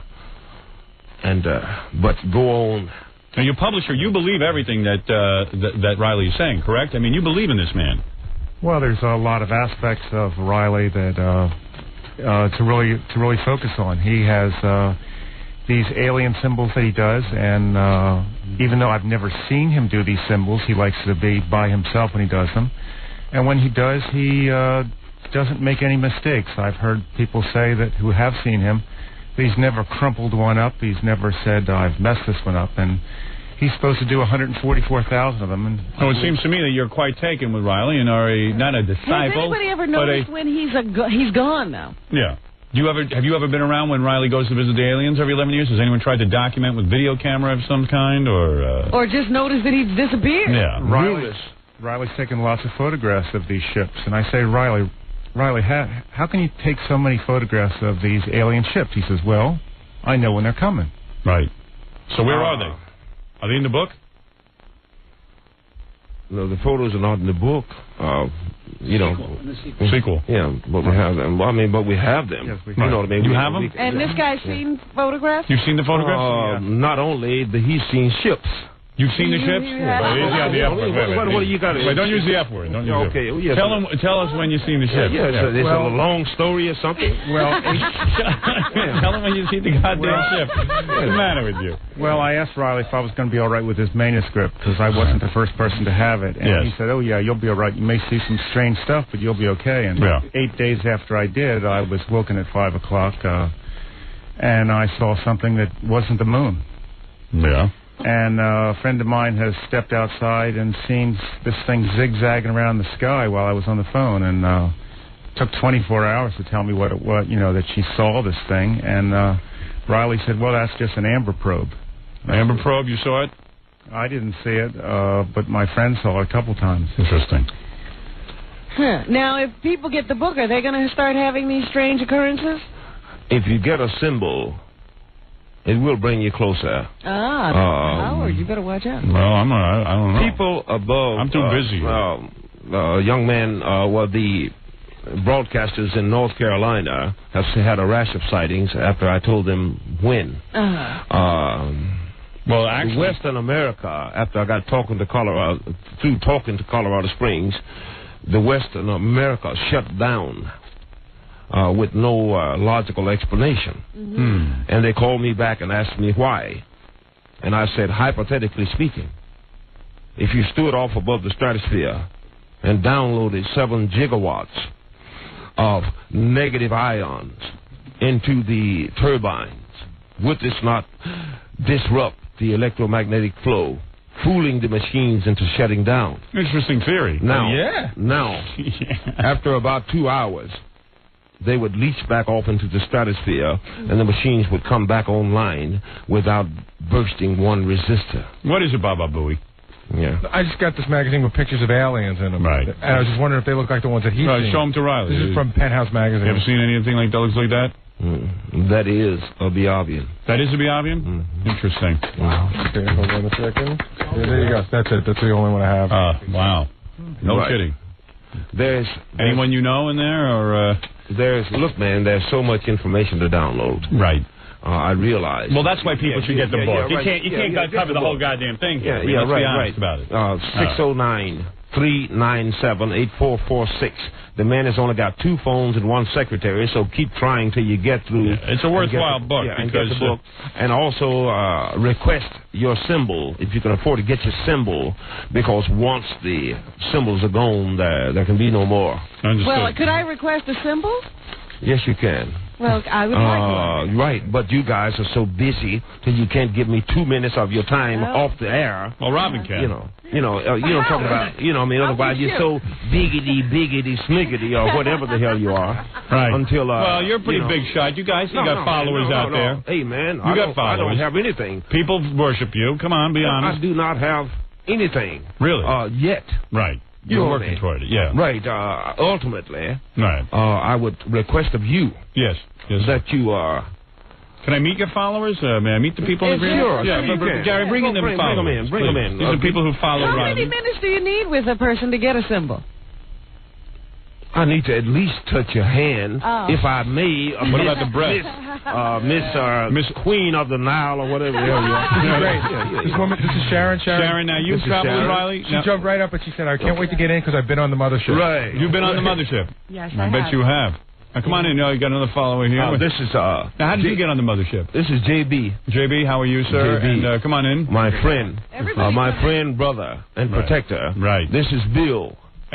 Bill, my friend, brother. Any of you people? Riley, you got to stop using that Don't language. use foul language, Riley. Well, right. I mean, otherwise. I'm just saying, I wonder if you're you talking about having sex and the planet is dying. Yeah. You know what I mean? But so were you. Yeah. Yeah. Well, and you love Riley? Yes, I do. You do, and you have been on the mothership? Yes, I have. And how did you get on the mothership? I know how Riley got there. I wonder how you got there. Well, they just came and got me. They did. Well, after When did they abduct you? after you became a friend of Riley's, intimate friend, did you in fact get visited? Yeah. I'm sorry, I'm nervous. I never did Don't be radio nervous. broadcast. Yes. I'm cool. Easy. They've been with me all my life. Yeah. Don't use the S word, though. I don't mind you talk. Just don't use foul language. No, they've been What, you with mean me I all can't my answer life. this question, Riley? What am I doing? Hey, man, that's cool. What's cool? But what I'm saying is that you are... Do you think that you can simply continue a stand-up routine forever when the planet is dying? No, I'm just trying to get facts. That's all. It's also an entertainment show. You understand me? Yeah, It's Robin who keeps messing up. Hey, I've been quiet, haven't I, Riley? Thank you. Oh, she keeps whispering in my head. Anyway, no, let's be cool. Let's be cool is what you're saying. Yeah. Now, let me ask you. You met the Biavians? Yes. You did. And what was your impression? Good people? Well, at first you're scared. You have to get over the fear of what they look like. Did they experiment on you at all? They didn't experiment. They knew exactly what they were doing. Right. And you have had contact. Now, what about you two But they've guys? operated on you and stuff? They've operated on you? They've performed procedures Right. that serve purposes. They do. And what about you two fellas? You guys have been visited or anything? Or are you just here to hang out? No, I've been in the UFO field for about 4 years. Have you seen some UFOs? No, I've never seen a UFO. Unfortunately, yes. Had another experience about 4 years ago. What's that? My daughter as well, at 4 years old. And I ran into Riley, got a chance to meet him. I thought his story was fantastic. It is fantastic. And to sit around in the evening and have a cold beer and listen to him talk and tell his messages is fascinating. Right. Just fascinating. Love God death. What about you? You have any experiences? No, I've never met an alien. I've never seen a UFO, but I believe in Riley's message of love. Nothing wrong with love. Save this planet. Right. We need to get out and see, Riley, Riley's getting a little following going here. I'm telling you. So, Riley, what do we need to do to save the planet? Hey, man, if you would probably part with a few of your $1,000,000,000 instead of having me driving up here on my own recognizance. Yes. You know what I mean? Then maybe I could save it a little faster. Right. I hear you. You know what I mean? All right. I get you. I hear you. Tell him, Riley. Yeah, I can't even get. Yeah, I can't get gas. I can't get gas money out of you people. Get a few bucks. Will you, for Riley? Give him some prizes. Yeah, something, please. This is disgraceful. It's not my fault. Yes, you want to insult me. Could I give you $200 worth of certificates to Princeton Ski Shop? Why not? Hey. Easy, man. What's the matter? You don't insult Riley. Howard, how do we save the planet? Jesus Christ. What are you looking for, barter? All right. Listen, Riley. Riley, you know how I can help. You know how I can help. Look here. Yeah, go ahead. Suck your own butter. Right. Yeah. Robin, Robin, please quiet down. You're upsetting Riley. You don't want to answer the question, how can we save the planet? No, we don't want to answer that question. Now, listen to me. Riley, you have made tremendous statements here today. There's no question about it. You have said some things here. Man, I got an 8th grade education. That's hard to believe. No, it really is. No, really. I mean, otherwise, you got a command of the language. But my information. Yes. Has interested NASA. If you don't believe anything of what I tell you, perhaps you will believe your own astronauts who have gotten old enough not to fear the government. Right. Perhaps you will believe the Japanese government. Perhaps you will believe the 1,000,000 feet of film that's been taken above Mexico City and various other things. If you think that you're alone in this universe, or the guardians of this universe, you are rudely mistaken. Now, that doesn't necessarily mean that what I'm telling you is true. But I ask that you look into your own heart. You thought Independence Day was much of bull. Right. Nonetheless. Yes. The salient points of it is that the special effects was marvelous. Right. The actors were great. Yes. That for a moment, humanity quit killing one another and banded together for a common cause. Was good, that message. Right. That's your message? You're right. Yeah, So the movie is well worth your money. All right, let's give the phone number for the book again. I can give it because I wrote it down. All right, go ahead. What is the number? It's 609. Yes. 397. Yes. 8446. All right, and that's if you want the book by Riley, which is The Coming of Tan. Of Tan, yes.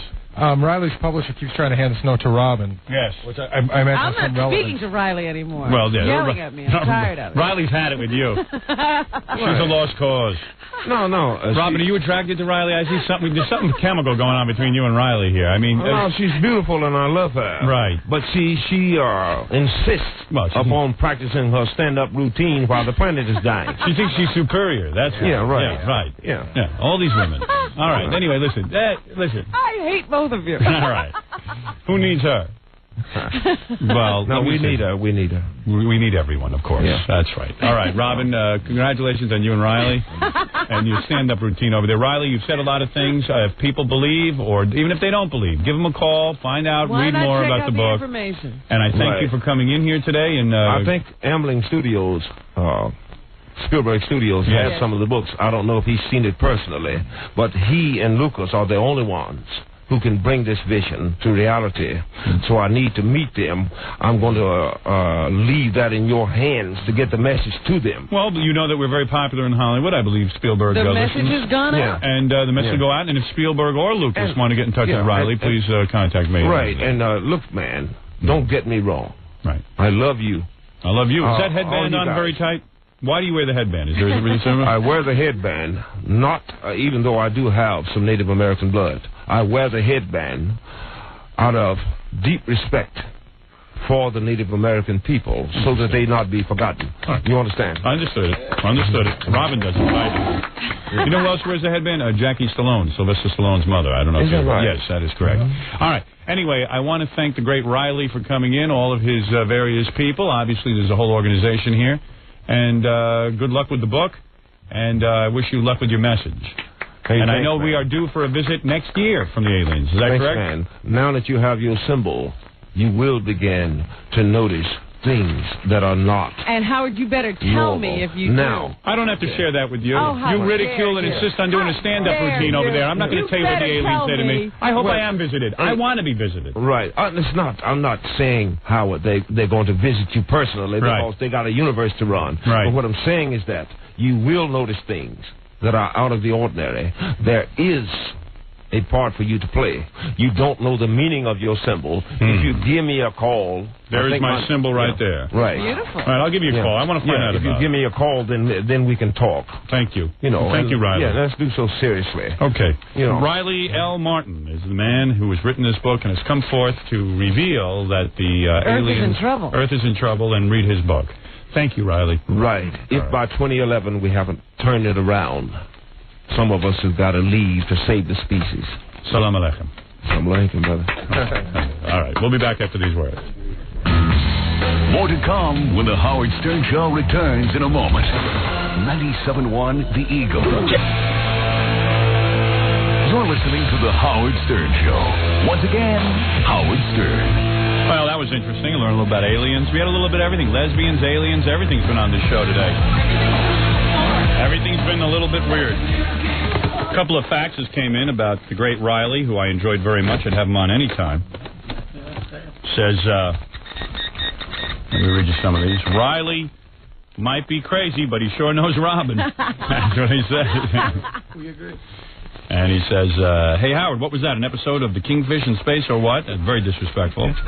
Howard, this is the Spring Grove Mental Hospital. Make sure Riley and his posse are back by 10 a.m. Thanks to management. Well, despite what you may think, Riley is making a case that aliens have visited the planet and have been visiting regularly. And I think so. And some people, like Crackhead Bob, believe that Riley is correct. I think so. There you go. That's it. Right. Now, hey, you missed an alien show.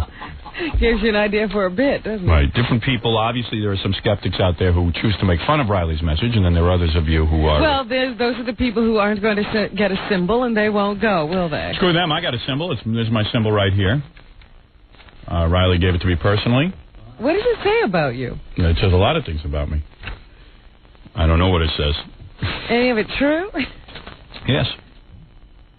Yes, it is. It's all true. Yeah? Yeah. To Riley. Oh. No, he's got a whole thing going. I'm just trying to interpret it all. But I appreciate him coming on the show. Robin, let's do some real news. I would like to have him back again. I don't know about you. I would. I totally enjoyed it. I'd have him back just to yell at you. And so would everybody. I think a lot of people would enjoy that. Right.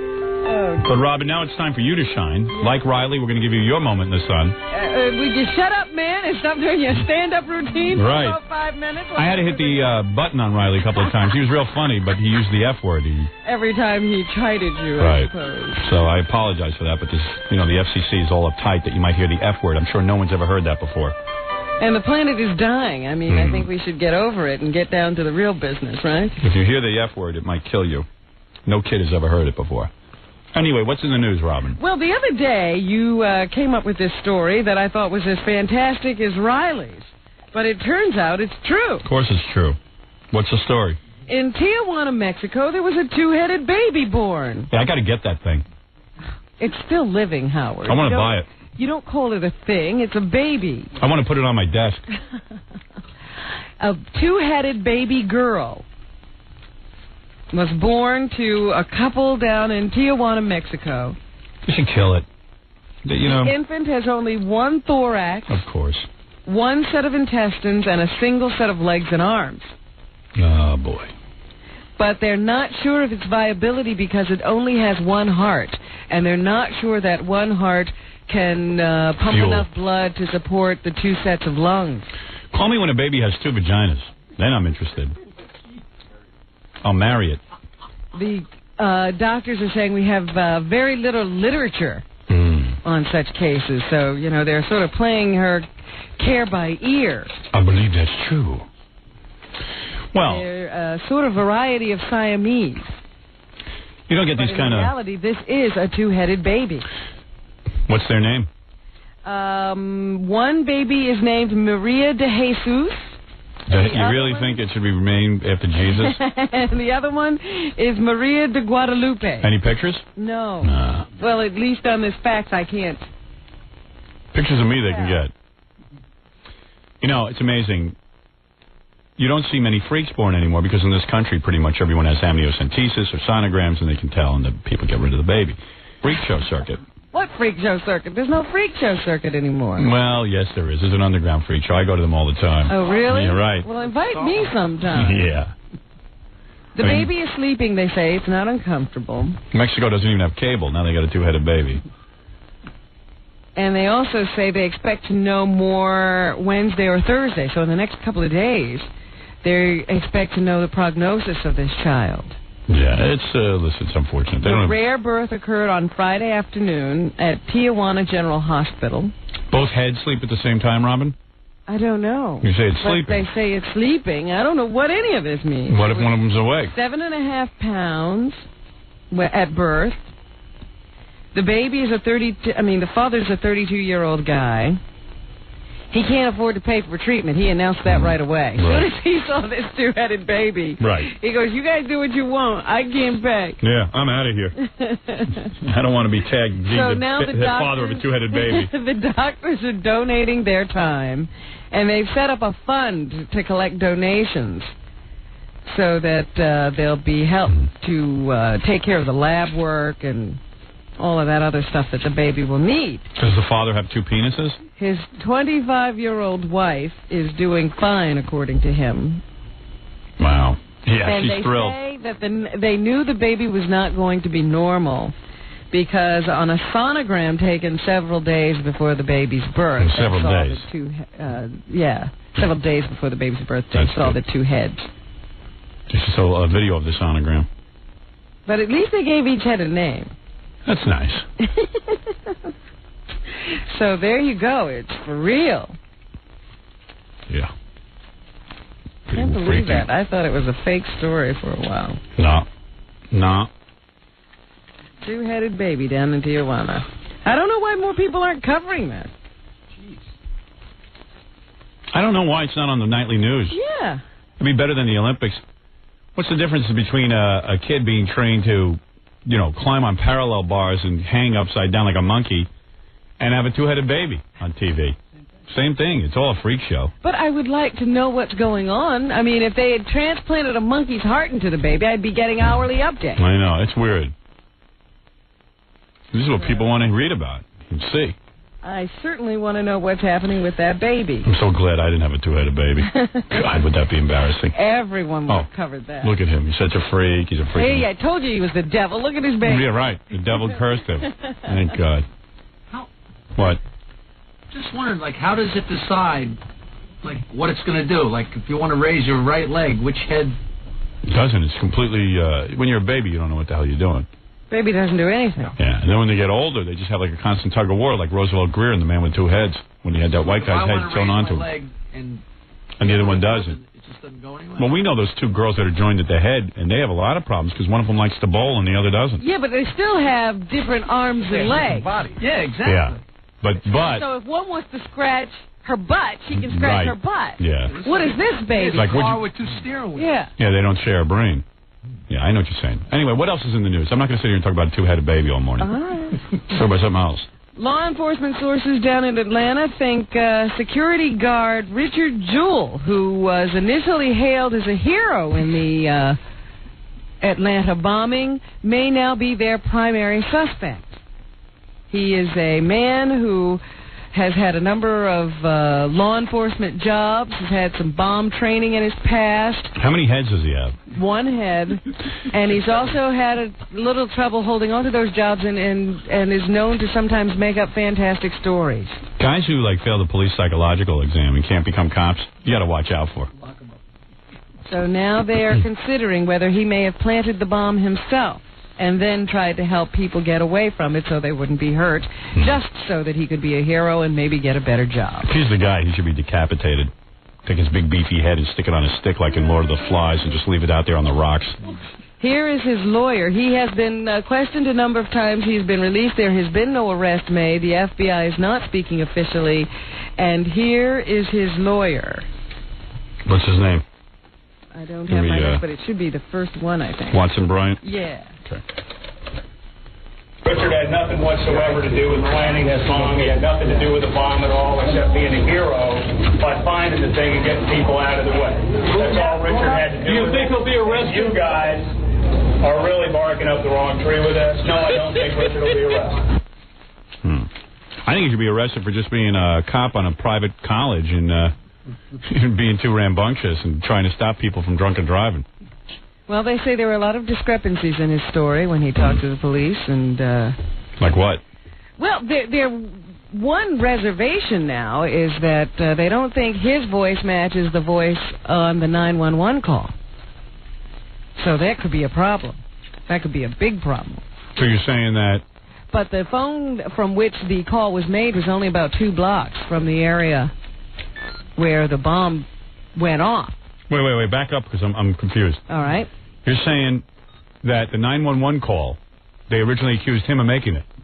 Well, if he planted the bomb, they think he did everything. So they're saying it's not his voice on there. But this is just unofficial reports, Howard. I'm just telling you what I know from reading the press accounts. They say that their sources tell them that the voices don't match. Well, I think he should be arrested just for being 33 years old and still living with his mom. What do you think of that? Well, he moved back home about a month ago. But you do have to question, after all of this effort to secure the Olympic Village, that they just let this guy work there and nobody did a background check on him. Yeah, I know, that's after weird. The bomb went off. That is weird. Very strange. You know, because they tell you, oh, yes, this is the most secure place, and we've done all this checking. Except for the people who work there. But this guy sort of got in. What is it? No, I just want to say one thing. You know, I was down at the Olympics, and a lot of the people that are working there are volunteers and stuff. Right. And when you go to an event, you have to go through a metal detector, and then somebody checks your bag. Yeah. But the people that check your bag are volunteers. And like one of the ladies that checked my bag was like my mom, you know? Yeah, I know. But you know what it is, though? It is hard. It's like, look, the whole world is sick, and there's tons of sickos out there, and it's impossible to even check everyone.